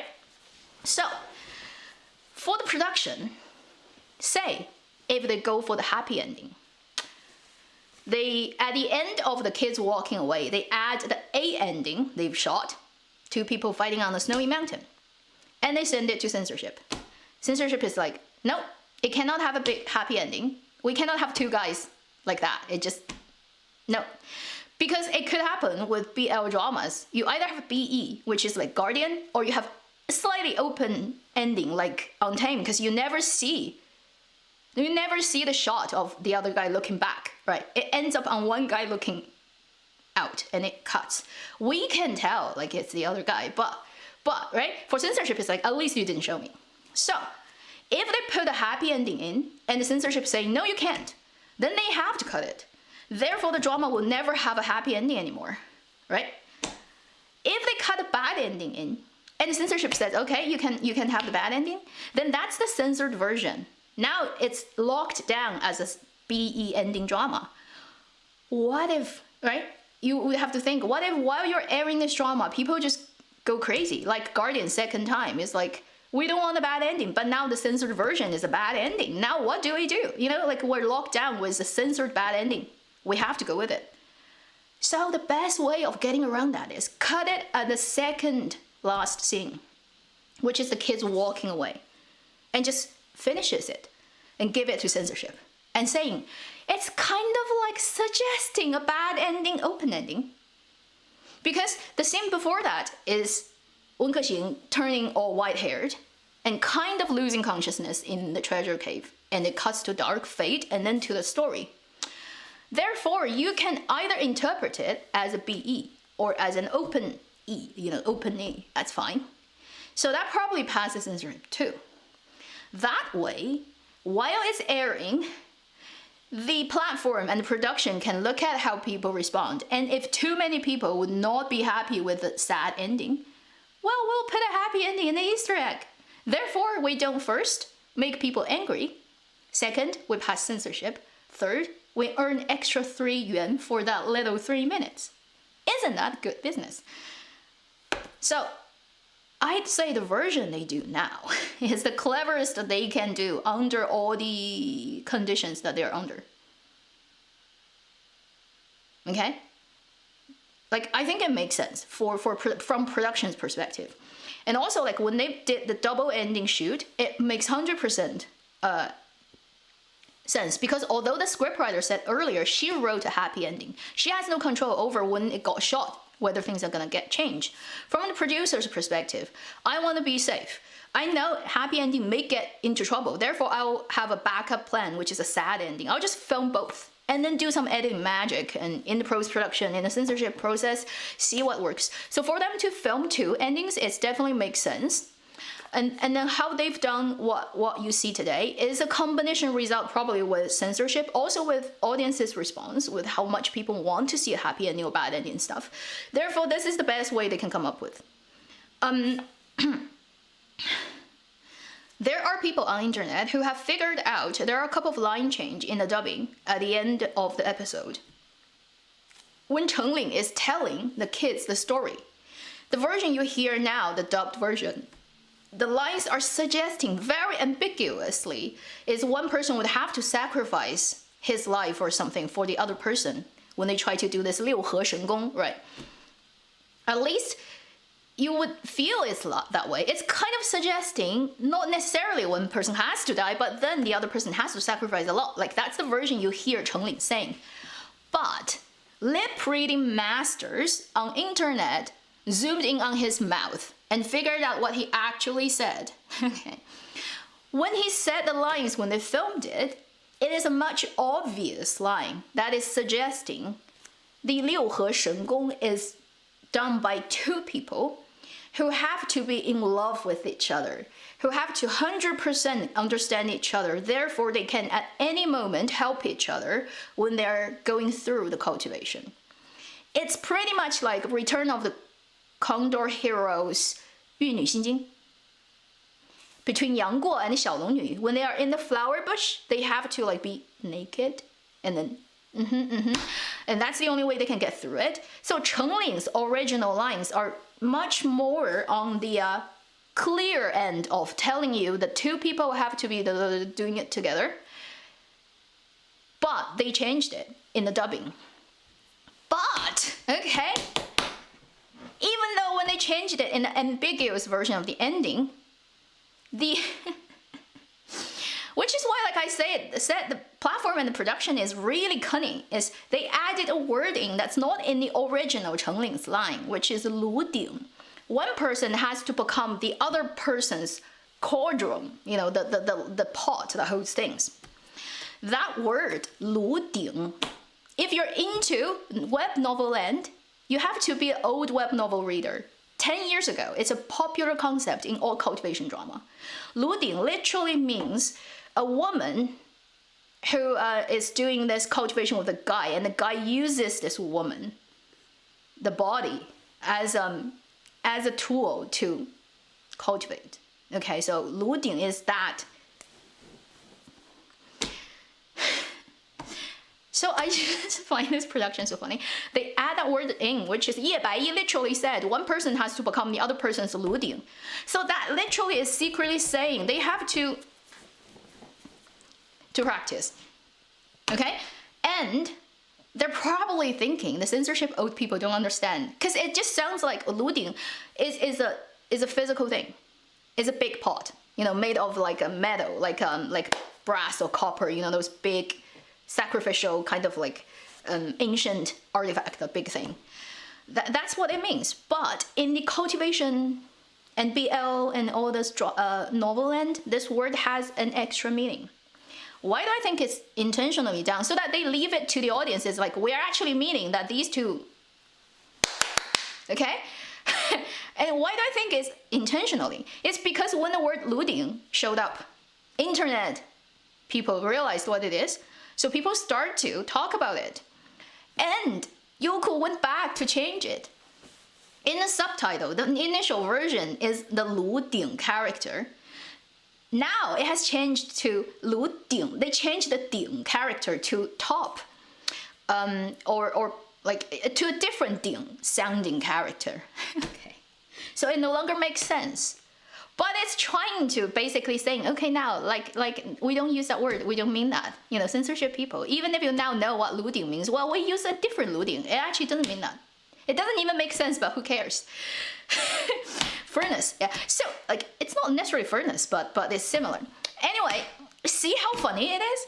So that's totally Youku doing it on purpose. It's like they want to actually let you know we are saying these two. But censorship may find out, so we change it. But when we use that very secret word, too many people know about it. Then we change a character. Now you don't have anything on me. But still, everybody knows what it means. Isn't that funny? Also, there's one argument about why originally it's a HE, but they filmed both for censorship. Which is, if Zhou Zishu or Wen Kexing, any of them died. Okay, if any of them died in this whole thing and they didn't survive, both survive, then Chengling's daughter would not be named Zhang Nian Xiang. It would either be named Zhang Nian Shu, which is remembering Zhou Zishu, or I don't know, like Wen Kexing, which character can be used? Maybe even like using his original Yan, right, which is his original name, Zhen Yan or Wen Yan, right? Because say like to Chengling, the most important guys are his Shifu and Shishu. If those two, either of them died, then they probably would take priority than A Xiang. The only reason he named the girl A Xiang probably is because only A Xiang died. The other two are just on the snowy mountain being gods forever. Right? So that's another argument that makes 舒克谁说的张舒克还贝塔呢? So somebody said 舒克, which is one character and another sounding character of the two guys' name, but 舒克is a rat in Chinese animation. It's like one of them drives a tank and the other one drives a plane or helicopter. Stop it, it's so funny. So all in all, I think, right, for the original intention of the writer, they want to create a happy ending. But because of this and that, they shot both. And then they went very ambiguous. But then they leaked a lot of clues. Watch their mouth, you know, watch the particular word I use. I actually mean this. Go figure. That's like, try to eel under this entire blanket of censorship. It's just so funny. I think they've tried their best, okay? So I appreciate how much effort went into that. I don't want to blame them anymore. It's just good enough, okay? Good enough. You've put all the effort you can possibly put into doing that. And I understand it, and I'm okay. Plus, honestly, if you really want to interpret it as a sad ending, the performance gave you that. At the moment when Wen Kexing turned white-haired and he cried, kind of, and looked at Zhou Zishu and saying, you know, this time, you let me, like, you know, 让我一回, 对吧? 师兄让我一回. It's a very good performance. So if you want to sit at that and say it's a sad ending, him sacrificing himself for Zhou Zishu, it still makes sense. And it's a beautiful performance. So you kind of get everything you want, and you just go and figure out however you want to interpret whatever the version that makes sense for you. Isn't that good enough? I think it's good enough. To me, okay, I'm happy. I'm very, very happy. And I have to say, white-haired Wen Kexing is so good looking. Holy moly. I thought he is like already, like when he falls down the cliff, right, the shots are just, oh, so good looking. Holy moly. Best falling down cliff scene. In terms of good looking, okay, for like not CGI, but good looking. But I didn't expect, like, white hair comes up, I'm like, holy. Thank heavens you shoot a white hair scene, because he looks just so good in his white wig. Oh my god. So good. So, cannot be more satisfied with that. I think I've explained everything that I know about the ending and what I can guess from it. If you're happy with it, you know. This is the best version I can come up with all the information that I can see that's available to us, okay? Oh, and it's funny because when they are in the cave, they're doing this. And when they started to do the special effect of the warping of the air, you see a lot of Chinese zhuan. So the traditional form of Chinese character writing floating around them in golden colors. Like there's a lot of characters floating, right? Some of the characters is so funny. You just need to pay attention to what's written there. Some of them saying 长生, which is live long, okay? So maybe that's suggesting they live forever. There's also, at one moment, when the characters float at a certain position, you do a still shot, screen capture. It says 生子, literally means give birth to children. So that's why a lot of people say Nian Xiang is actually the daughter of these two guys, because they are magical, so they can produce a child. But it never gets explained. You just go and figure where the girl comes from, because Chengling doesn't have a wife. I'm like, okay, fine. Like that's totally up to you. Up to you to do that. And also, at the extra like Easter egg, it starts with a kid doing the sword in the absolute CGI snowfield, right? If you cut that out, put it in comparison to Wen Kexing coming back from death in episode 33, when he played the 秋名十八式 in front of everybody, proving that he is the son of Zhen Ruyu. That entire playing of sword is exactly what the kid did at the ending Easter egg. Exactly. Copied. The movements are exactly the same. So, you can also explain that as Wen Kexing is alive. Otherwise, who is gonna teach the kid something that comes from his father that literally nobody knows anymore? Only he knows, right? I mean, obviously, it could be like Zhou Zishu actually learned from him, but you know, like, yeah, we can explain it in a way that it's Wen Kexing teaching. So basically, this kid had two god teachers. Okay, so like there's so many clues that they put in this. It's like whatever you want to dig out of it, however you want to read it, we're like giving the audiences full freedom of play with it, however you like it. Thank you for the super chat, DYA2189. Yeah, so there's a lot of things you can pull out of this, like. And also, some people are saying Ye Baiyi actually played a trick on them, which I think can make sense too. So, when Ye Baiyi told Wen Kexing, I have a way, you have to learn my technique. and then I can save him. But you have to exchange a life for a life. And Wen Kexing didn't even like, for one moment, right, wavered. He instantly said, okay, fine, I want to do that. And you see how Ye Bai react to that. If you pay attention to his reaction, he's not instantly, like his reaction is more like, I'm happy now because I'm waiting for this. I actually want to hear from you that you would want to sacrifice your life for your friend or your whatever, you know? I expect that and I get it. You're so actually, you know, for this. So he wants that answer. He actually doesn't really want to make them one life-changing exchange for the other because it wouldn't make sense because he has suffered this loneliness for so many years because the person he loves is no longer alive and he's alone for like over 80 years or something. I doubt, no matter how nasty he is, he wouldn't want to let another person suffer the same way, particularly like, you know, Zhou Zishu is the student of Qinhuai Zhang, which he kind of likes, you know, as a younger generation.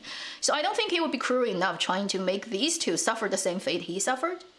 Therefore, the way he talks to Wen Kexing is like, do you want to sacrifice? And Wen Kexing says yes. He's more like, I'm happy that actually you two are like that.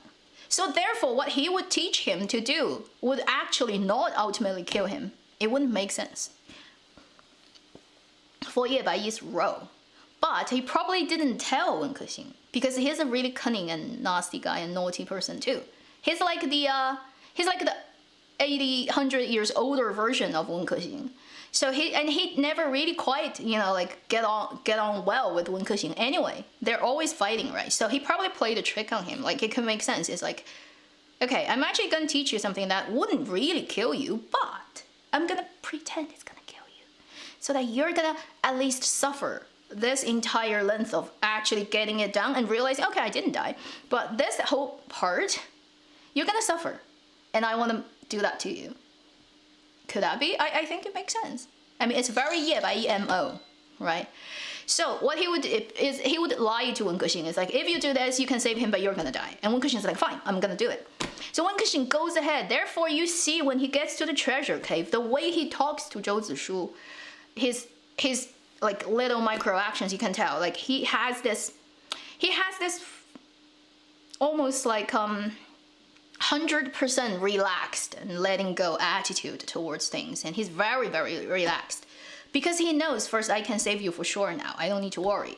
Second is, this is the last moment of my life, I'm gonna enjoy it with you to the fullest. So he goes, you know, very happy with all the jokes. He's like super like not, he doesn't have like any heavy emotion with him when he's in the treasure cave. Which explains why, because he thought he's gonna die. So therefore, like, you know, I'm just gonna have fun at the last bit of moment. Which also explains why his reaction when Zhou Zishu said that one line is, I initially really wanted to die, therefore I, you know, but that was before I met you. He said this line, right? Before I met you, I was like that, but now I really want to live. So when he said that, see the cutback reaction of Wen Kexing, he had a very quick, complicated looking, like micro expression, 0.5 seconds, of like trying to look away and not looking at Zhou Zishu's eyes. If you look at that reaction, and it definitely explains, it's because at that moment, he would definitely be thinking, well, fuck, now, I'm not gonna be with you for very long.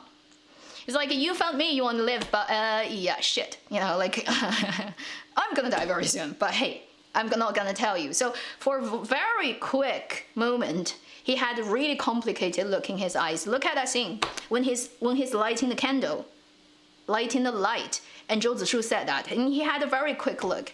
And I think the actor is acting the setup, which is he thinks he's gonna die, okay? So therefore, like, when they are really doing that, he 100% believes he's gonna die. That's why you see him having that really emotional, tearing eye moment. So, again, as, thank you for V-I-X-I-E, how do I pronounce that? Shit, thank you. So it's up to the audience. You can totally interpret it in the way which is, it's a sad ending. Okay? There's no Ye Bai playing trick on Wen Kexing. There's no that. He just sacrifices himself and he dies. Fine. Like, it still makes sense. You can also interpret it in the way that I've said it, which is It's a happy ending, but it's very hidden, and you kind of have to work hard on it. Oh wow, so many people. Thank you for super chat, Lim, and also Lyra. Drunk hug. Yeah, the drunk hug is beautiful. You know, the drunk hug, also thank you, Mikahara, thank you. So many people, you don't need to throw super chat at me. Tracy Hilder, thank you, I see you again. You always show up, hey? Thank you so much. Patting the head was, yeah. You know, like the patting the head scene and also like putting him to sleep. Zhou Zishu did the like classic Chinese romantic drama female lead crying, which is the tear comes off the lower lash, drops down directly, not falling on the face. For a period of time, that's the ideal crying for a female lead character in a romantic drama, to cry like diamonds dropping but not falling on the face. So when he did that, I was like, okay, you are 老婆, you are wife in this whole thing. You just like you lose because the whole when we have time, go and find that village part when Kexin got drunk and before he falls asleep. That talk actually happened in the book before they did it for the first time. Huh.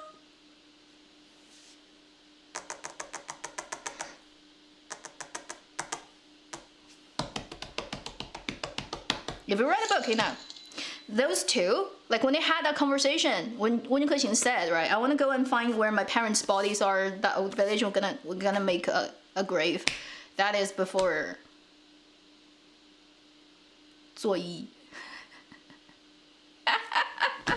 So like I feel like this scriptwriter and they've done their best. They just jamming every clue you can possibly have and just like we've done our work. Go figure it.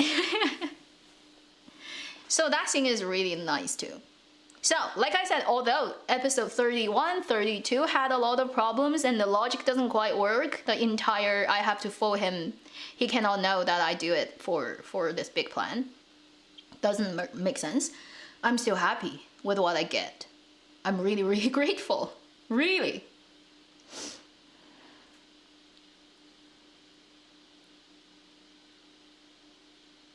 Yeah, the hugging is beautiful. That scene is really beautifully shot, and acting is, you know, that's the most soft goddess like moment for Zhang Zhehan in the whole drama. That shot like of him, right? Like for that whole scene, like he just glows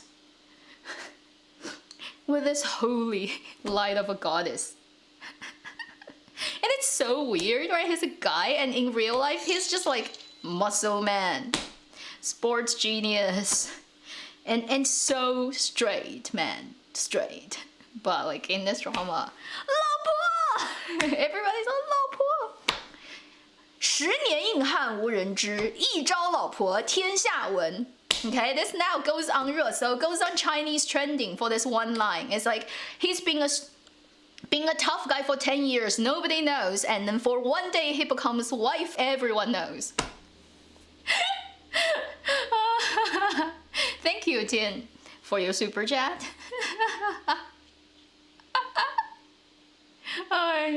Thank you, Belha Wolf. Sorry, I didn't catch your super chat earlier. Like, don't keep sending me super chat. It's not necessary. I just enjoy talking to people about this. So, nation's wife, 10硬汉无人知，一朝老婆天下闻.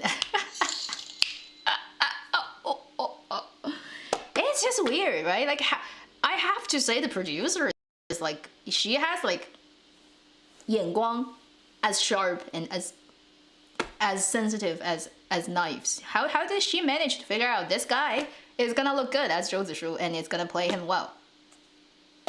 I wouldn't. Honestly, I wouldn't be able to.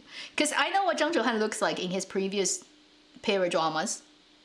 Like, there's just no vibe of Zhou Zishu. But holy moly, hey? Thank you, Welch. I definitely have more plans for a lot more videos on this drama, but I'll see how how I figure it out. My life is so complicated now. So much going on. I don't even like actually right now have all the plans for next week's video, just because I'm too busy doing so many things at the same time. I'll figure it out. There's so many dramas I want to watch. I need to watch, but I'm not in the mood of watching them right now. See, like I'm totally just, I may just stop, like, cause I update on Tuesday and Thursday, but if I can't manage putting out a new video that is not related to this drama, and for example, if I'm not able to do it next week for 2 videos, then I'll just let it go for 1 week or something. We'll figure it out. Cause I do have planned to watch like Rattan and another couple of dramas, but right now, like, I'm just too occupied. I don't have time. And then I'll do more like videos that I think are worth talking about. For example, all the improvisation scenes. Like, I can talk about it here, but like I can collect it and then make it in a video, easier for people to digest, 15 minutes, instead of like in a gigantic live stream file that people have to dig out, you know? So I can do that too. For like they did a lot of improvising, so it's funny. Like, all the ones that we know now are like a huge collection, so it's really fun to share that with people. Definitely I can also go talk about their names, because the character names in this drama are quite interesting. Like, some of them are quite interesting. It has a lot of like crazy layered stuff under it. Yeah, the poetry thing, I will also do that. There's a lot of work. Then all the lip thing, right? All the ones we can spot, which is not so much in the later part of the drama, but still there are a couple very, very significant changes. So that's like already like 3-4 videos. It will be weird, because if my channel just suddenly becomes entirely Word of Honor videos, it would be really weird, you know. I don't think it's the best thing to do, but then we'll see like how it works out. I need to go away for a few minutes just to touch up and stuff, because I've been sitting in front of a huge light for almost 2 hours, and I'll come back in a bit. You can have fun for a bit, okay? I'm gonna pause and I'm gonna come back. See you in a few minutes.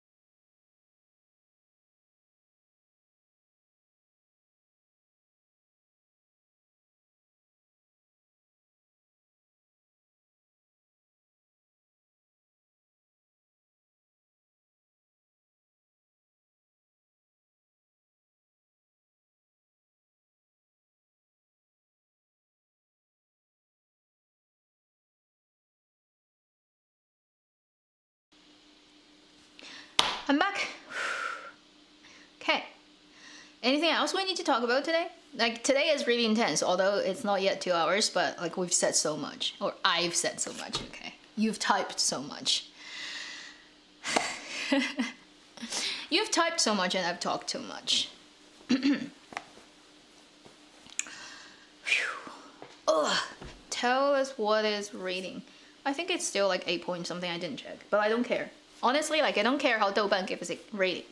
Whatever rating it gives, I'm just gonna say I'm super happy with it.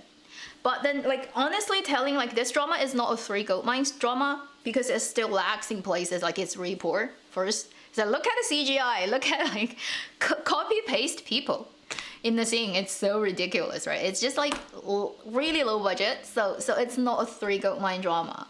But like I said, I wouldn't put Guardian as a 3 gold mine drama either. It doesn't change the fact that I love it to death.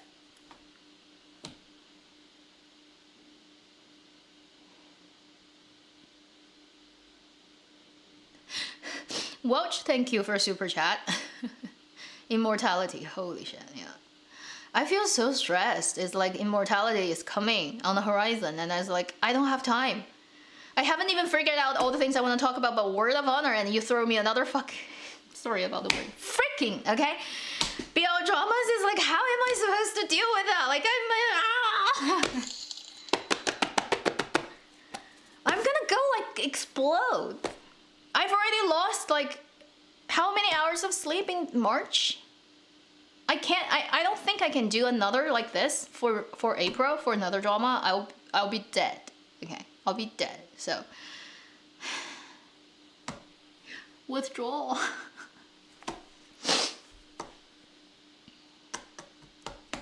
So what do we haven't talked about? Oh, we haven't talked about Xiang and Weining. Episode 35, Forever the Biggest Knife. Epic knife. I love that episode. They really spent a lot of effort filming those couple of scenes, right? The big fight at the Ghost Valley and the death of the BG couple of our Word of Honor. Wow, that episode is epic. Epic. Have to say episode 35 is good. Alright? It's really, really good. And they've done the best they can. I do have to say, when Xiang dies in Wen Kexing's arms, she is okay. His acting needs a little bit more work.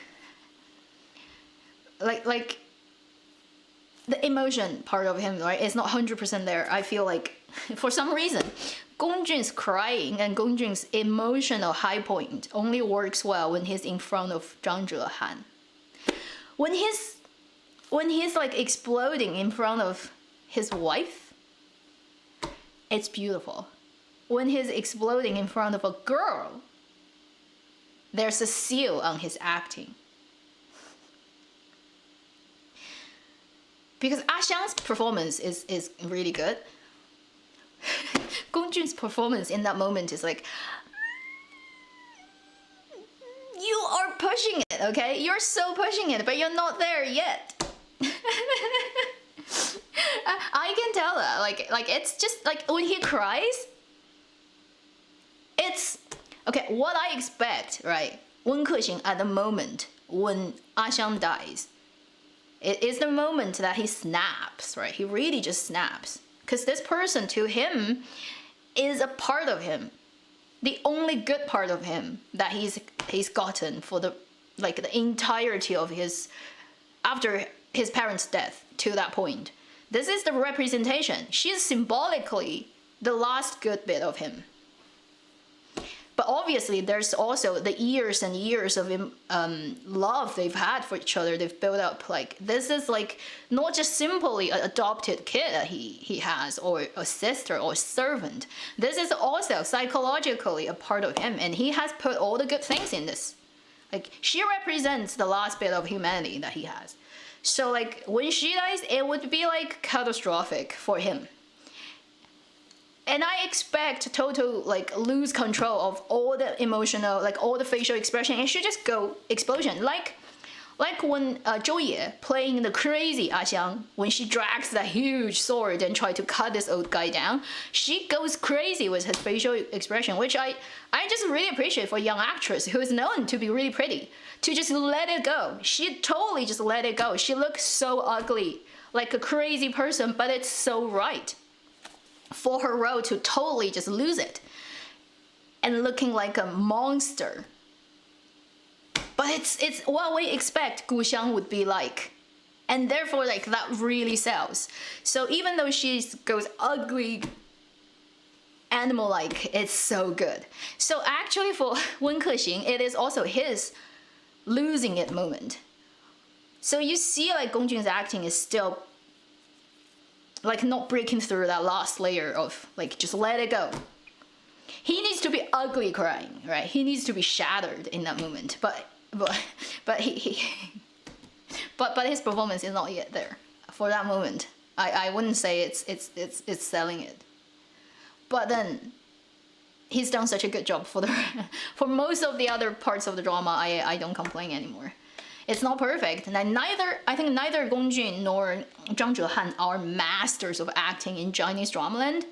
There are definitely people who are far better at doing the job than they are. Okay, so they are not the top-notch actor, but they really love their characters. They've done such a good work, and they work together well. Like, this thing you can't force. Some people just get along well, and magic happens. So without Gong Jun, it wouldn't be this version of Zhou Zishu you see, and then without Zhang Zhehan, it wouldn't be this version of Wen Kexing you see. It just happens to be these two people work off each other so well. And we're lucky to see this. So it happens every couple of years. You see, like, a godsend couple in the dramaland.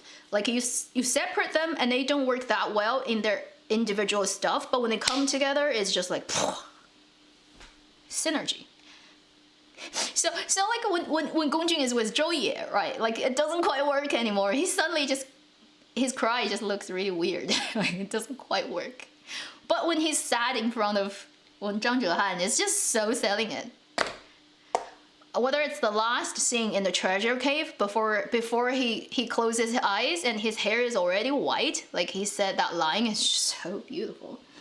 Or earlier on when it rains, like he talks to Zhou Zishu is like, I'm 不合时宜, right? Everything about me is like, the time is never working, the timing is always wrong.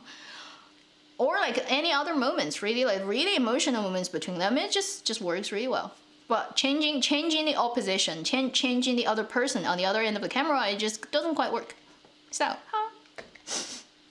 but Xiang's performance is so good. Thank you for golden years. Her last moment, her highlight moment, her going full mad woman. Oh, it's so good. She's so good. Oh, I love her. I don't know when that Easter egg is gonna come out. I just really want her to have a little bit more. Hairpin is just hairpin. Hairpin is the key. Wen Kexing gave it to. And then also and also hairpin is so like tying your hair up is something that happens traditionally in China, which is when you marry as a woman, when you marry, you have your hair up. So the pin, to pin your hair up, is kind of like basically marriage, right? So the connotation, the meaning behind it, it's implying is like Wen Kexing is the husband and Zhou Zishu is the wife. And now I tie your hair up and we're official. It's funny. I'm gonna play some of the stuff that I have. Okay, it's funny because when they were filming it, like tried to do the hairpin scene, Gong Jun couldn't get the pin like comfortably into Zhang Zhehan's hair, and Zhang Zhehan was like, "It's hurting me." I want to show you all the stuff that I've collected. Okay, so I'll show you one by one. It's really fun. One by one.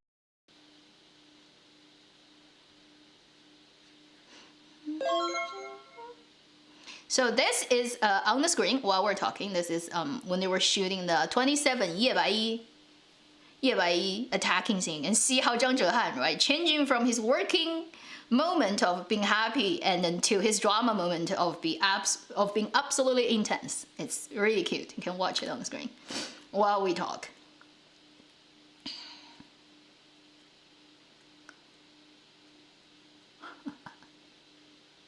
This is so cute. So when he falls down, it's like.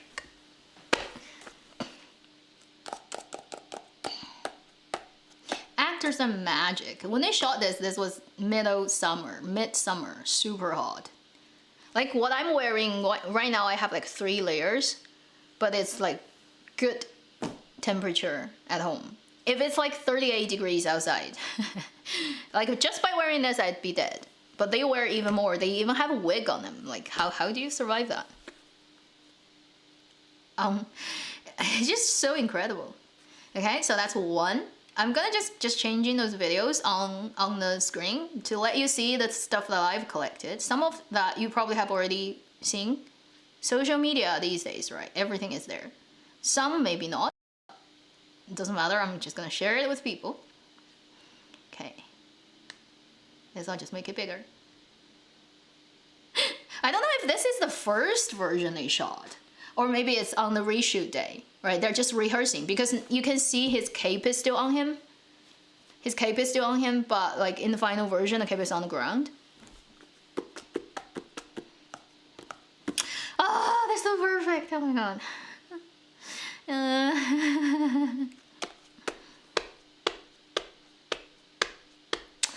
Okay, so I'm gonna show it like yeah, I can't control my auntie smile. This one, let me see if I can let the sound come out, okay. Because for this one, you can hear Zhang Zhehan's voice.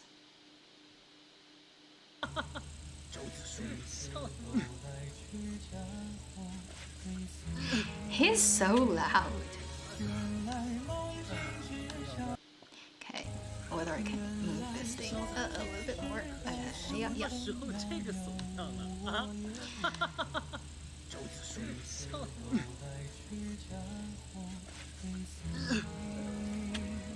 And this is the scene you see in the drama, I think. But this is the whole process, didn't get cut.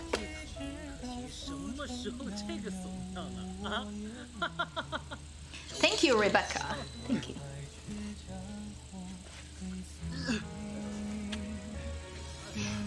Okay, shut up. Let you watch it.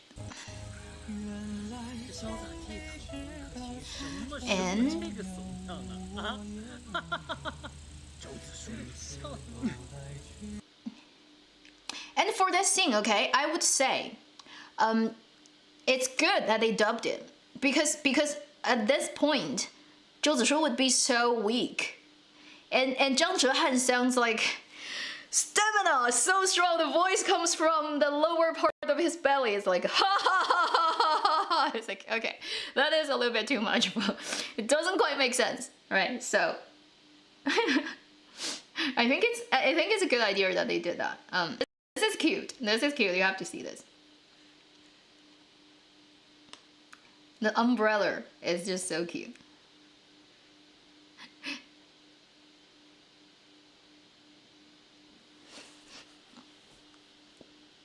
See how big Zhou Zishu's, how big Zhang Zhehan's umbrella is. Literally, like that proves he's the princess. Okay, he's the princess, and Lao Gong and Lao Wen, his umbrella is the normal size umbrella. Look at Zhang Zhehan's umbrella. Look at how big it is. It's so cute. When I saw that video, I was like, I have to share it with the internet. It's just too fun. Okay, what else do I have? I have a couple more. Okay, I have this one. It's how they filmed the snow on the monitor scene. Green screen 100%.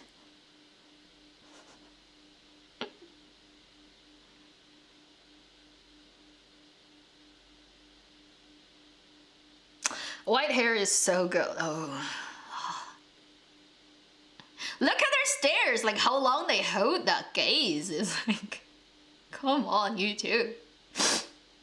I find it's just so incredible for two guys who are like, you know, like really just good collaborators, looking at each other so romantically and just stare like for 10 seconds. How do you do that? How do you not break out laughing? This is so funny. This, I put it on Discord, but you have to see this. Look at the green man, the green man on the corner. So basically, those are the people who are holding the wind blower, so that when they're doing that, the hairs are flowing in the correct direction they want. but what it looks like is like the green men are holding guns and just like, if you two don't, we're gonna shoot you. Oh, it's so funny. It's so ridiculous. Like the little green man, like blowing wind, making the hair look perfect. Have to pay respect to actors. It's like they can just totally actively, voluntarily ignore all those ridiculous people working on set around them and just, get into the moment, ignore, there's a green man blowing wind on my hair. Oh my god, so funny. Okay, so I think I've shown most of the stuff. This one is random, but random one that doesn't have much, but it's funny. Okay, just zhang, getting ready for a scene. I'm bored. When are you gonna start shouting action?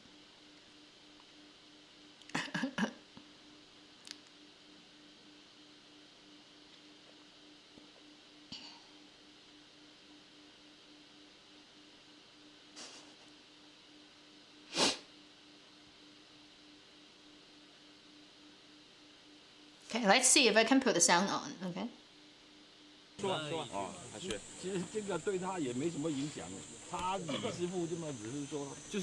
I'll put the sound on and let it loop again, so you'll see it. 阿旭说的话我都听见了，对不住，我一直。其实你可以不用说，你就说阿旭，对不住，我一直想告诉你，别说，其实你可以不用说出来，你听到什么，对啊，我也可以放在心里就好了。这个放在心里比较好。阿旭，对不住，我一直想告诉你。野白衣，温如意，正是因为舍身相护的明血，才落得个家破人亡的下场。小吴老师，你问问自己的良心，谁都可以审他，你配吗？你长打吗？对，就这个事件，对，我想。他对你，然后碰了一声就走了。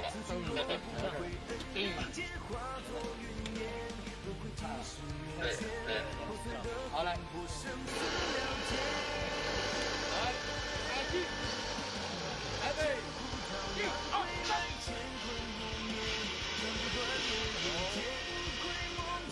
好嘞，再来一个，好嘞。小刘，那个，准备测试啊，玩完那个风。原来天地之间粗重那样我也能，谁自由来去将原来梦境之中随你小小迷失了自己，若倦鸟无心不如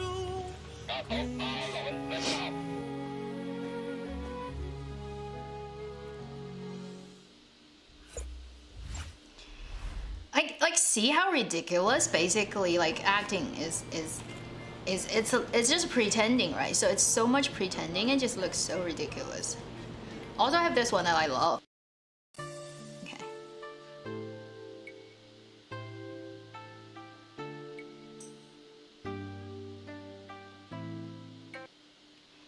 So I cut off the sound for a little bit. That's the scene, if you remember, I think in episode 7, 8, around that point. Probably they finished shooting all Zhou Zishu's scene at the moment. So Zhang Zhehan just keeps walking. Like this is a long walk. Like he just keeps walking.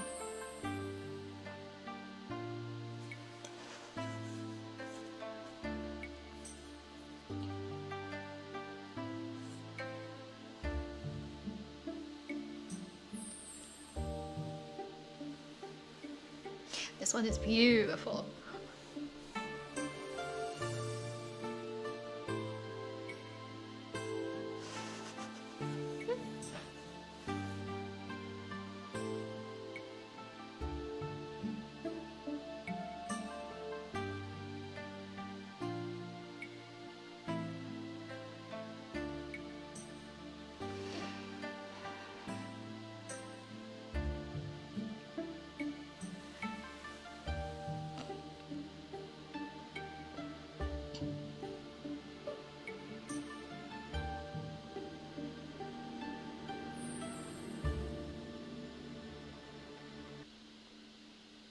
I think it's super surreal, like this type of moment that got like just leaked on internet and people were like caught it when it was shot. Isn't that cool?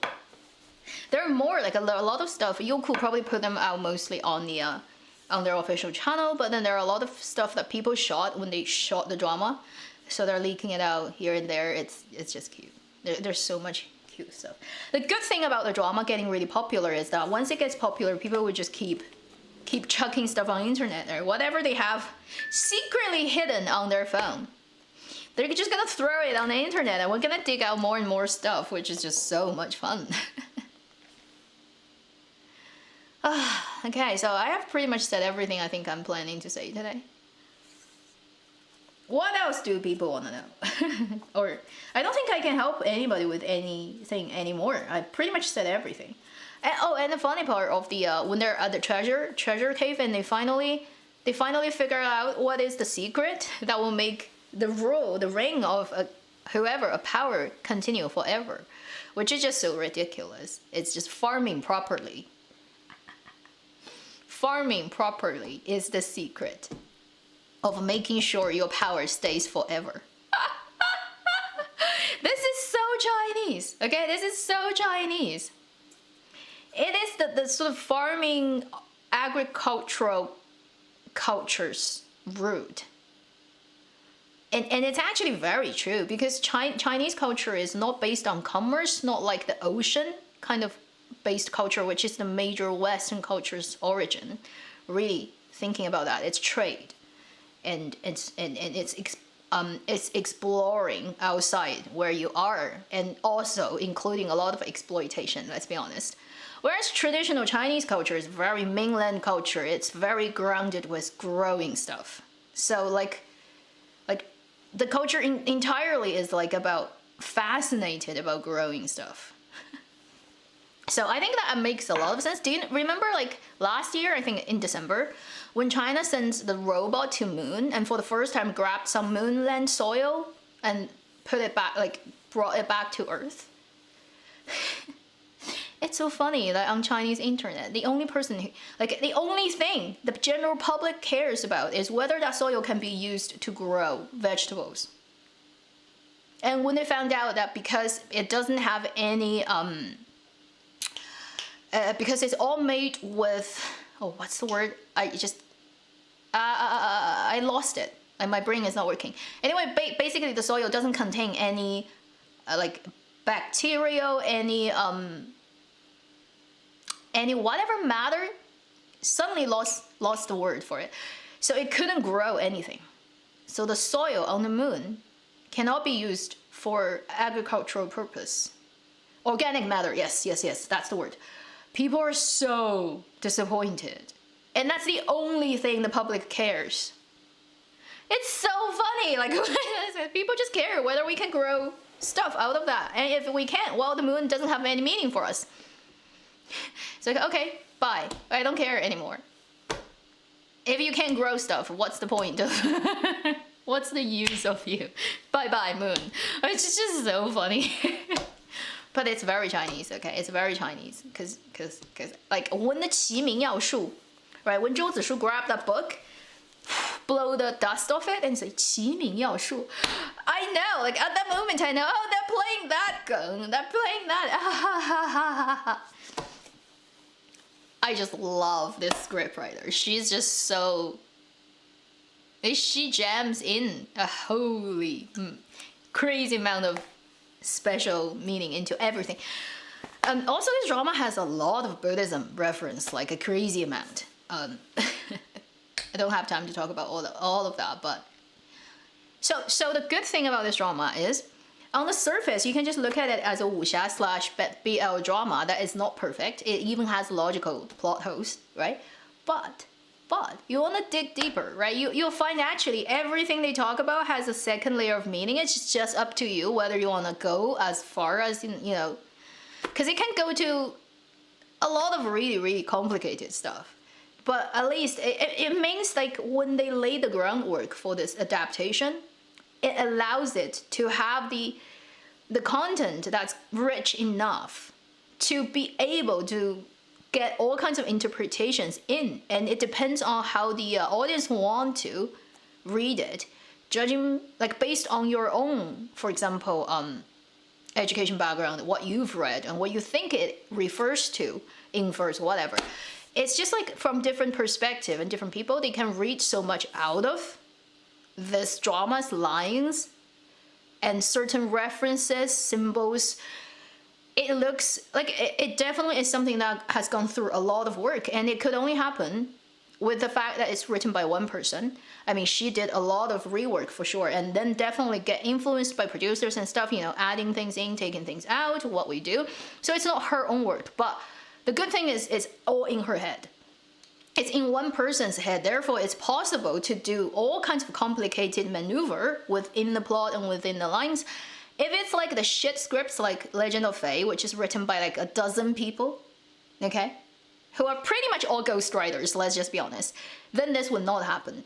Like it cannot even link episode between episodes, like the logic doesn't even go through, and there will be no hidden clues that's been buried earlier that will be pulled out later. It just wouldn't work with that kind of like irresponsible adaptation process.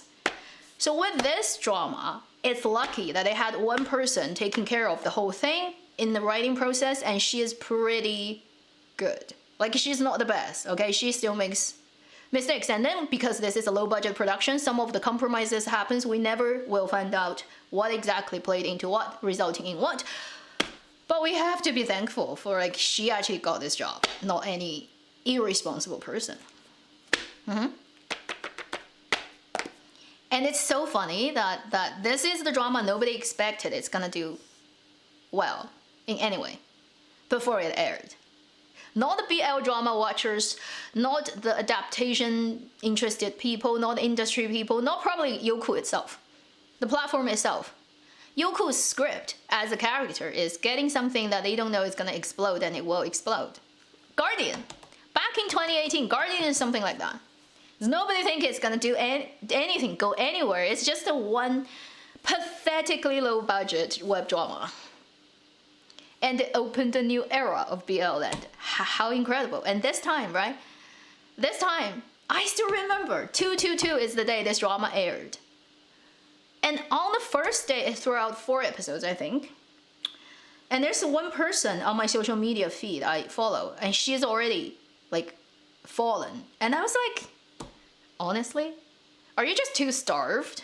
Because for a whole year and a half, pretty much we haven't had a BL drama.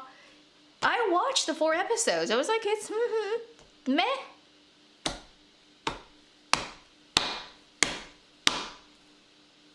Well, a week later, oh god, I just slap across my own face, hey?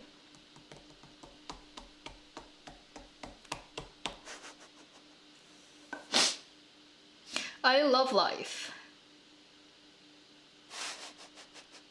I love life being so ironic all the time. Look at me now.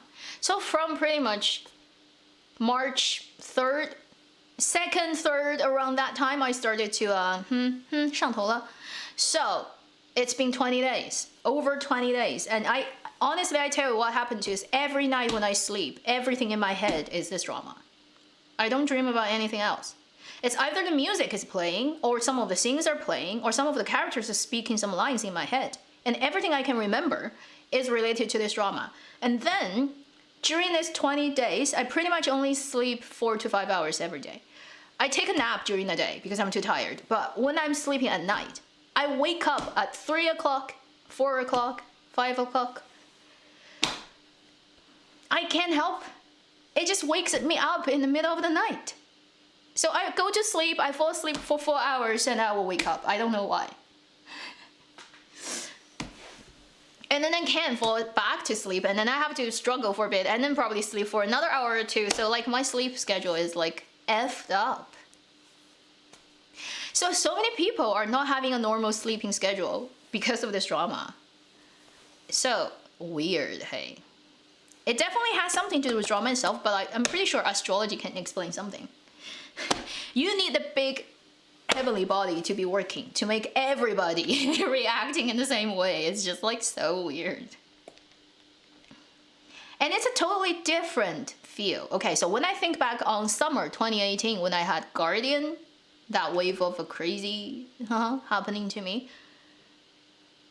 Now I try to remember what it feels like and why I react in certain ways and then how it worked on me.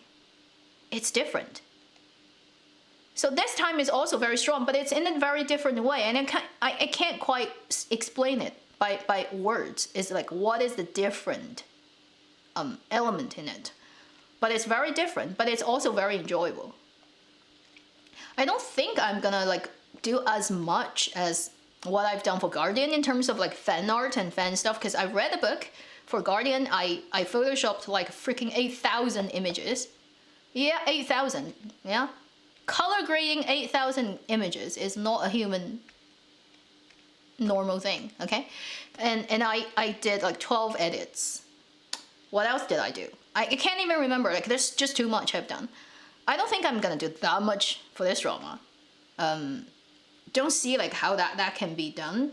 Replicated again. For example, I'm not gonna read the book again with my own voice, just because the drama version in the book is quite different, okay? By this time, they have added about like 40% of the new content into this thing. So it's quite different, and I wouldn't go as far as to read it again, right? So that part definitely wouldn't happen. And probably wouldn't also like Photoshop 8,000 images. That's not gonna work either. But I love what I've experienced during wow. Okay, so some people made orders, and let me sort something out first. Whew.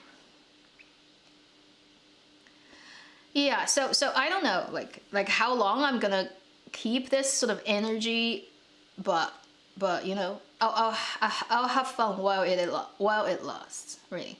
And this year, because we have so many more dramas coming out, I don't know if we're gonna get another Black Horse this year. Is it possible? I don't know. Statistically, is it possible to get like 2 Black Horse, 3 Black Horse in 1 year? Hasn't happened before. For BL drama, okay, for BL drama. But then obviously, honestly, BL drama only starts to come out in droves like this year. Previously, it's just like very okay. Previously, it wasn't like so concentrated, so that's definitely one thing. We shall see. Yeah, Immortality. Immortality is long. It's 50 episodes, so we shall see. Also, Immortality, yeah, I just don't have much confidence in that drama's director, I have to say, because his previous works are right. So, how much like the director can play into the final sort of quality is yeah, depending on different productions. I haven't read Arha. A good friend of mine has, so she told me what happens. She's really into it. 天官赐福, they haven't even announced the casting yet. It's like March. I'm really curious about like where.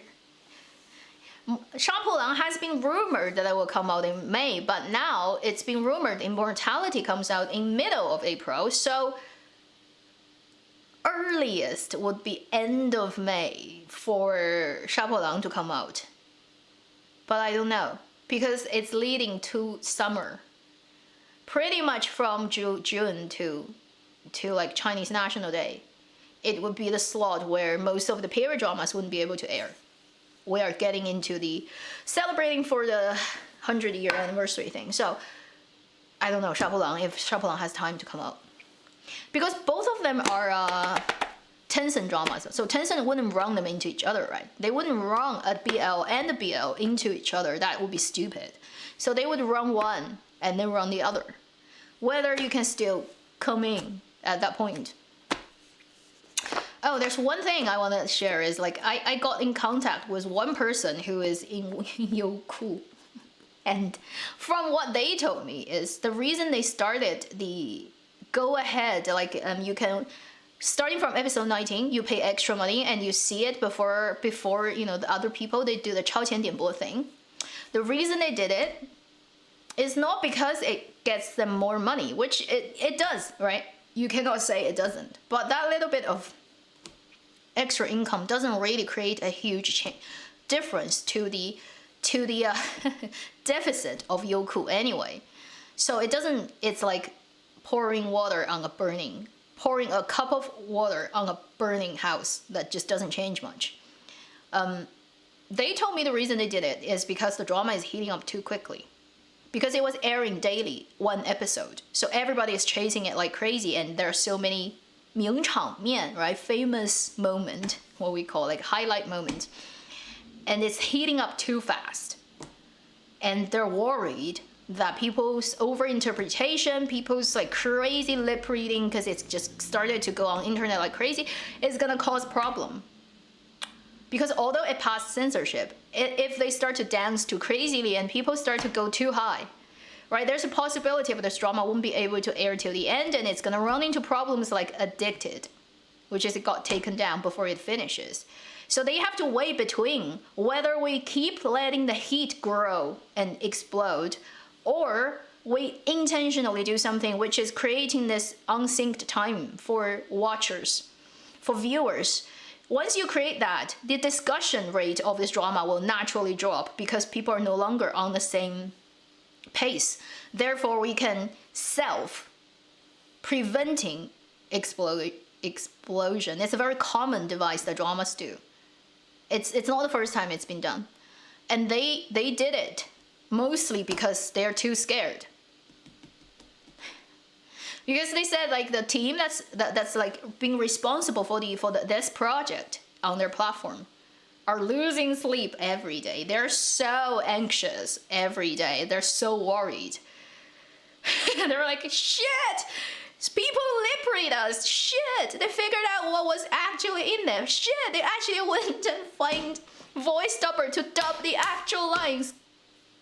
Shit! It's too popular. Because once it gets too popular, there will be people who start to report it, who starts to, you know, try to make it hard for them. So they are too scared of it being too popular. Therefore, they were like, okay, we're gonna start it halfway to do this unsyncing airing so that it kills itself. And which is true. Once it started that, my discussion, like, because when it airs every day, everybody on Weibo is talking at the same pace. And we dig at every moment of that day's episode because it's only 40 minutes, right? Everyone is just overreading everything. But like once you have that, chucking out 3-4 episodes at once and not everybody is on the same pace, the heat dies down. But the good thing is we managed to see to the end of this drama now. So at least everybody has downloaded it, has edited it. We've all seen it. We've all saved it, like on Youku, right? You can save it. So even it gets taken down, you can still watch it if you've saved it. So I was worried during the airing. It's like it's gonna get taken down. I was so worried. Like when you see episode 17, that sleep, like he looks up to Zhou Zishu and slowly reach out and say 疼不疼? I was like, okay, like that's crazy, right? And then when you get to episode 18, the rolling out of the cave, that entire sequence is like, oh my god, 这是我能看的吗? 这是我能看的吗? Is this something that I deserve to watch? Okay, it's like we're so scared. Like I literally was like, it may get taken down tomorrow. Holy moly! And then you get to episode 27. It's like 周子舒, 你不配. So, I mean, I'm happy that it finished airing, okay? So, I can forgive it for trying to prevent itself from explosion. I'm grateful that it finished airing, okay? 这是我能看的吗？这是我能看的吗？ Right, this line shows up in the live comment whenever like one of those like scenes show up, right? People are like, holy shit, is that something I can watch? Like the hairpin, like even like the taking a bath, like because Wen Kexin did it twice, and the first time in the kitchen is totally fan service. There's no point of it showing him taking a bath in the kitchen with the fruit and vegetable in the foreground to hide the lower part of his body. That was totally unnecessary. It doesn't help any of the plot. Like him taking a bath right in the kitchen is like, it's totally fan service because Gong Jun has to lose his clothes in all the dramas he is in just so that people can see all the muscles. And then he did it twice in this drama, so much fan service, right? And probably it's just to be fair, because Zhou Zishu also is like stripped half naked twice, right, for this drama. So that is fair for the two male leads. You each have one. Each have two.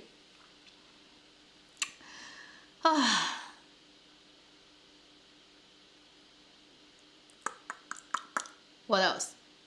Pretty much okay. It's been 2 hours and a half. For the unfortunate people who are gonna come to this stream later, I feel for you. This is like a huge building to climb.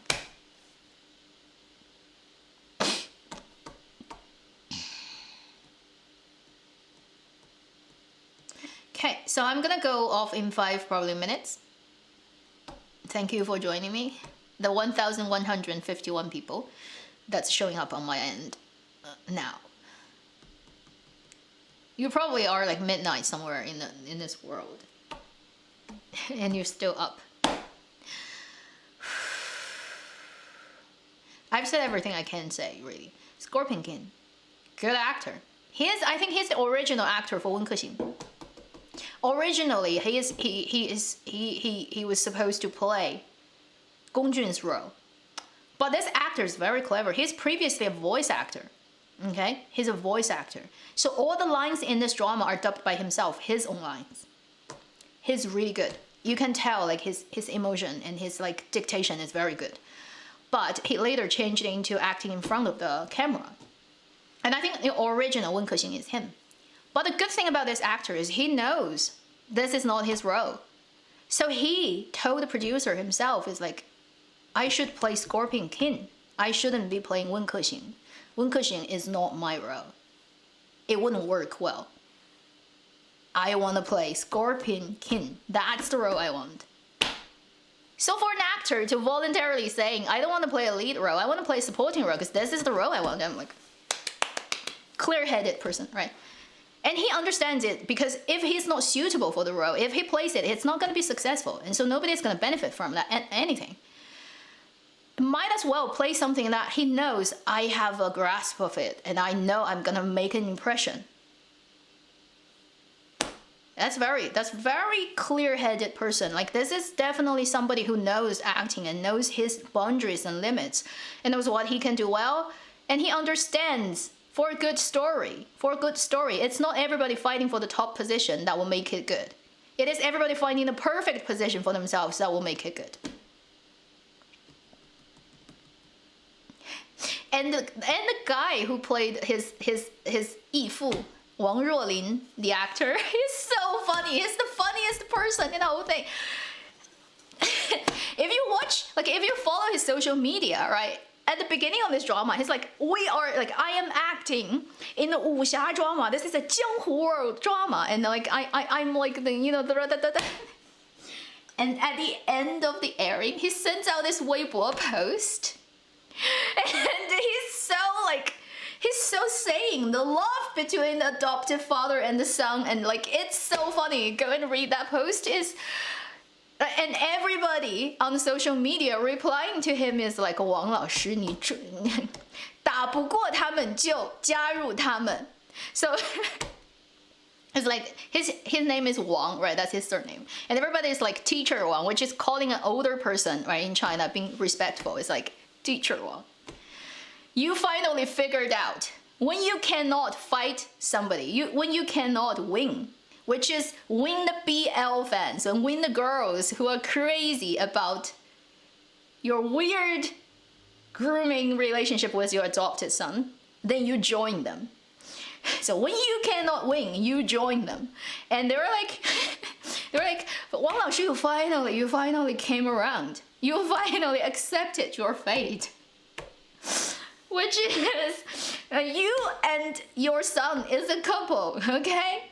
Acknowledge that. And he finally came around. It's so funny. Like the whole process of airing, like the way he's interpreting it, whether it's intentionally or unintentionally, I don't care. He's interpreting it, like goes through so many different changes and stage, and everybody is just teasing him so much on social media. He's like one of the funniest posting people of the crew. Oh, and also, you probably know Gong Jun is just so like grabbing onto this opportunity of getting popular. And it's his first drama that got so much attention. He and his team figure out every day what is the automatic reply if you go to Weibo and then ask him, like type any DM to his account. From the first day this drama airs, the daily update follows every episode. He will change his title image of his, so every day there's a new image on his account title, which is a dog picture, because everybody says he puppy eyes, right? So he uses all kinds of dog picture. And then he would change the automatic reply based on the plot of that day's airing episode. And it's so funny. Thank you, Stephanie, for your super chat. Okay, so I'm gonna stay for a few minutes, and if you haven't seen it right on social media, I probably think if you watch his drama, you know. Like he does it. I didn't like know this until like it got to like I don't know which episode, but there are the copy, like the version on internet that people have screenshot all his replies from episode 1. Let me see what is it. Okay, let me go to like the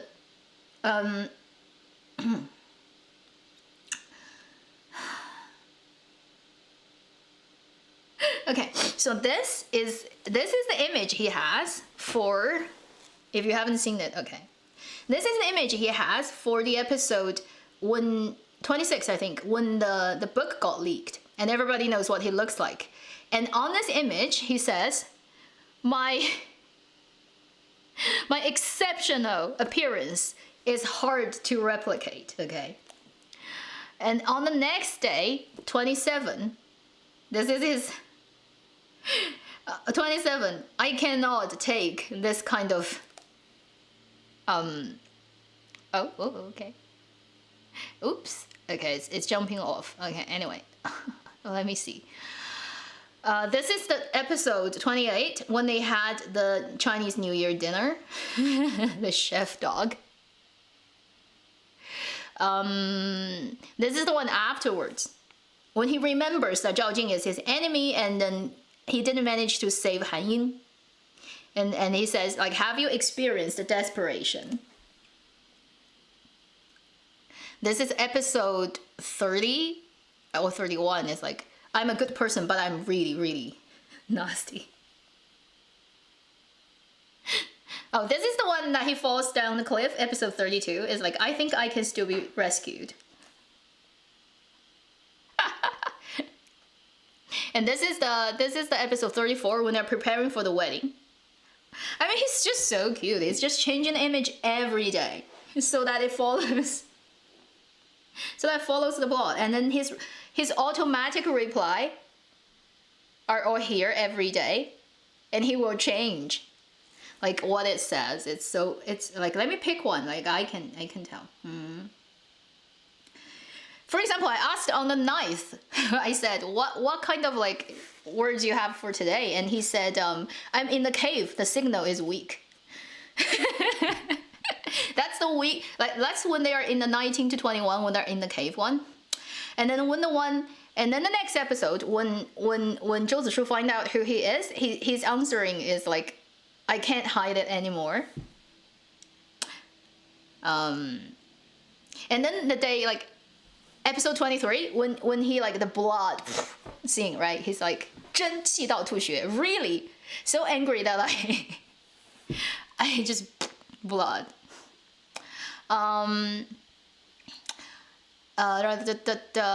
Like stuff like that. And okay, the next. Oh, and the day he falls down the cliff, he says, at the bottom of the cliff, there's no signal. Go away. You can leave now. So he's still doing it. He's gonna do it till the last episode, I'm pretty sure. Okay, so this stream is gonna end very soon. I'm just gonna switch this focus back. Okay, is it back? Yeah, good enough. Okay, still a little bit soft. Okay, let me just try that again. Qi. What's about Qi? They're not gonna make a Qi drama. Qi drama is full reincarnation. I don't think it's gonna pass censorship. Yeah, cause I'm not texting him. It's like the DM on Weibo. Qie, please. What do you mean Qie, please? Qie is good looking. It's Wei Zheming. I like his role. He doesn't have that much to play, but then he doesn't have that much to play in the original novel either. He has 7. So there's one line. I think they put it in intentionally to suggest that Qie is a much more complicated characters. Because when Wen Kexing asked, like, you know him very well, he said, yeah, we've known each other since we were children. And he's like, now I look back, it feels like lifetimes ago. He had this line. Do you remember when they were talking about how to cure Zhou Zishu? Wei Zheming had that one line, which is, now when I think back, it feels like lifetimes ago. And it's true because he lived through his life. So he had 7 reincarnations and he had memories all through. And in the 7th time, he got pushed back to his first round of life. So his first round of life ended up in tragedy with the person he loves. And afterwards, he suffered 6, like how many? 5, I can't remember, reincarnations where he's an animal, he gets slaughtered, he gets like killed as a moth, like all kinds of things. And he waited in underworld for his lover to come for years and years. So for the 7th time when he goes reincarnating, the Bai Wuchang, the white Wuchang ghost in the underworld, followed him.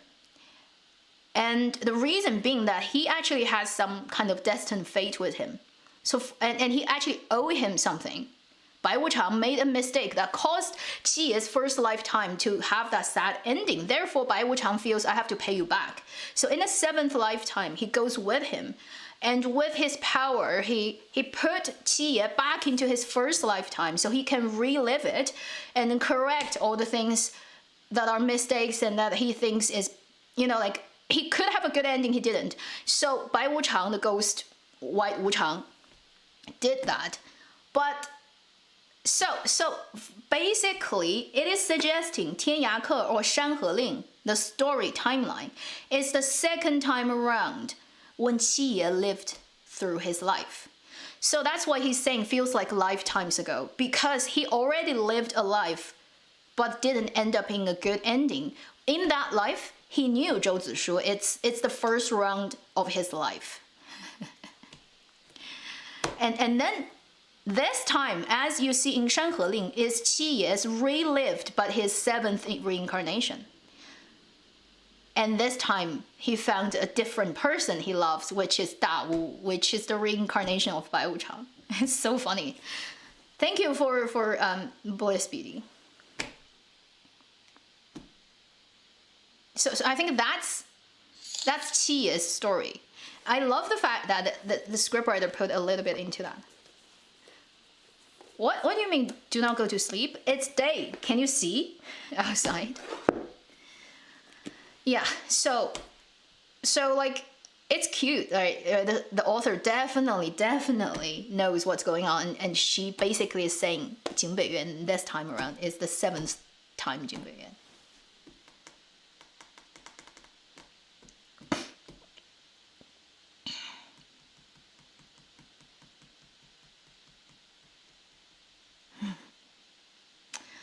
Yeah, so Qi's story is pretty intense. It would be interesting, but I don't think it will ever get made into a drama.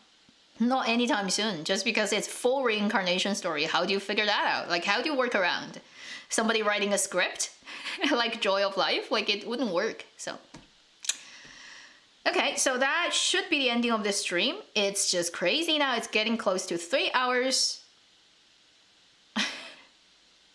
I'm melting. Okay, I'm in 3 layers plus actually a full skirt. I'm in the full skirt that you can't see. Okay, let me stand up, just let you see, like, I actually dressed up for the whole thing. Okay, so I need to go off camera, and I actually have a huge video I need to edit today. Okay, so I need to go away. Thank you for watching this crazy long stream. Thank you for showing up. Hope you've had fun. Hope I've answered most of your questions. Everything I know. I think I've told you everything I know. Literally, like, I can't even remember if there's anything that I didn't talk about, but hey. And I didn't get to play this, but maybe next time. I'm not good at it anyway. But I have to tell you, if you're blowing from a jade shell, it's not gonna sound good, okay? You need bamboo. That's just physics. Resonation, everything, scriptwriter, blah, blah, blah, blah. Somebody sent me a super chat. Pen name, Yiguo. Yeah, Yiguo, yeah. Yiguo is a character from Modu, the cat. Thank you for your super chat. Your name is out and proud. Okay. So I'm very bad at it anyway. But I just, like, you know, jade shell sounds like crap, okay? Don't think it's gonna work anyway. Okay, thank you for watching this stream. Take care. I'll see you whenever I see you next time. Should be on Saturday. Honestly, I didn't pay any attention about any news of any other dramas during this week, so I don't know how it's gonna happen for Saturday, but I'm gonna figure it out anyway. It has been my life for like over a year. Oh no. Take care.